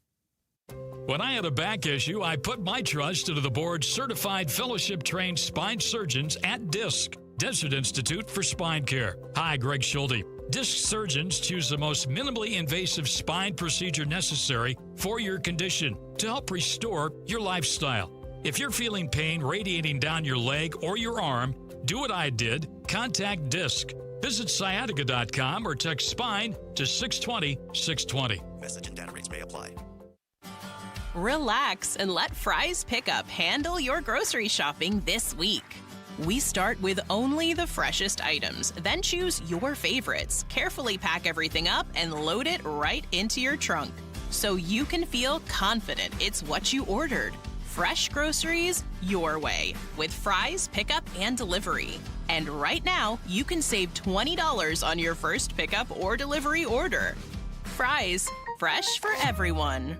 Hello, Arizona. Get ready to score an unbeatable deal from Daniels Jewelers. To celebrate baseball in the Valley, Daniels Jewelers is giving every fan 50% off a single retail price item. Don't miss out. Score your 50% off instantly. Treat yourself to stunning diamond and gold jewelry before this offer disappears. Lock in your 50% off coupon at danielsjewelers.com/baseball. Again, that's danielsjewelers.com/baseball. Own the dream with Daniels Jewelers. Planet Fitness has everything you need from warm-up to wind-down, so you can give everything you've got. Whether you want to bring a friend anytime, access any of our 2,800-plus clubs, or reset and recover in the Black Card Spa, we're ready to fuel your momentum, and then some. Enjoy all the perks with the Planet Fitness Black Card. Join the club today for $1 down, $24.99 a month. Find your nearest club and join today. Deal ends June 12th. See club for details. Diamondbacks Radio Network, the D-Backs Manager Show, brought to you by Casino Arizona and Talking Stick Resort has one premier loyalty experience, Salt River Rewards. Join and get up to $25 in free play. Visit saltriverrewards.com to get started. Welcome back to the D-Backs BP Show alongside manager Tori Lavello as we get ready to wrap up this three-game set against the Miami Marlins. Tori, the big takeaway from the game yesterday, obviously the runners in scoring position. It's kind of been a struggle for this team in the month of June. First 2 months of the season, you guys were number one in batting average and OPS. This month, at the very other end of the spectrum, why do you think this team has struggled over the first 10 games of this month to be a little more consistent in these situations? I agree with you. The first several weeks of the season, it seemed like every time we were building an inning, we got a big base hit or got that type of slug we're looking for, and that's why we were winning games. It's been very lean. We continue to build those innings, which I think is one of our staples here. So eventually, it's going to turn, but it's the ebb and flow of a baseball season that it shows up in waves, but when we're not following the right process, we're not believing in what we're capable of doing, we're swinging to bad pitches, and there's certain things that we can detect and then correct, that's what coaches are for. So I think we're doing a good job, and it gets to a certain point where I think we try to do too much. We just got to back off, put in automatic, and understand what the at-bat's asking for and get it done. Hits with runners in scoring position seems like something that fluctuates from month to month and year to year. It's hard to budget for it, but what are the things, as you were just kind of talking about, that maybe hitters can control that will allow them to at least have a little more success, even if it's not a base hit, but having those productive at-bats in situational moments in the game? Well, what's funny is in every clubhouse that I've ever been in, you have this conversation 2 or 3 times during the course of a year. Not necessarily this team, every team that I've been a part of. It does fluctuate. And that's what I was talking about. You just have to be patient. The pitcher is not going to give in to you until he has to. And he's going to throw a mistake, and that's what you got to be ready to drive, and you got to be ready to hit. I know the runs have been hard to come by, but one thing you pointed out at the beginning of the season was this team was chasing a lot, not a lot of walks. What have you seen lately, and are you pleased with the direction they seem to be moving in? Yeah, a little bit of progress. Certain guys are very good at it, and they're getting back into that rhythm. And then we have a slew of young players that are showing some vulnerabilities, some secondary stuff. So we got to continue to drive home the message that seeing the right pitch, driving the right pitch, checking off of the right pitch is the most important thing to being a good hitter. What's your message to the young hitters when the league makes that first adjustment against them as they've arrived to the big leagues? It happens fast. You and I were just talking about it. With the data and the information, how quickly it's shared, they can detect what your limitations are. And I'm sure that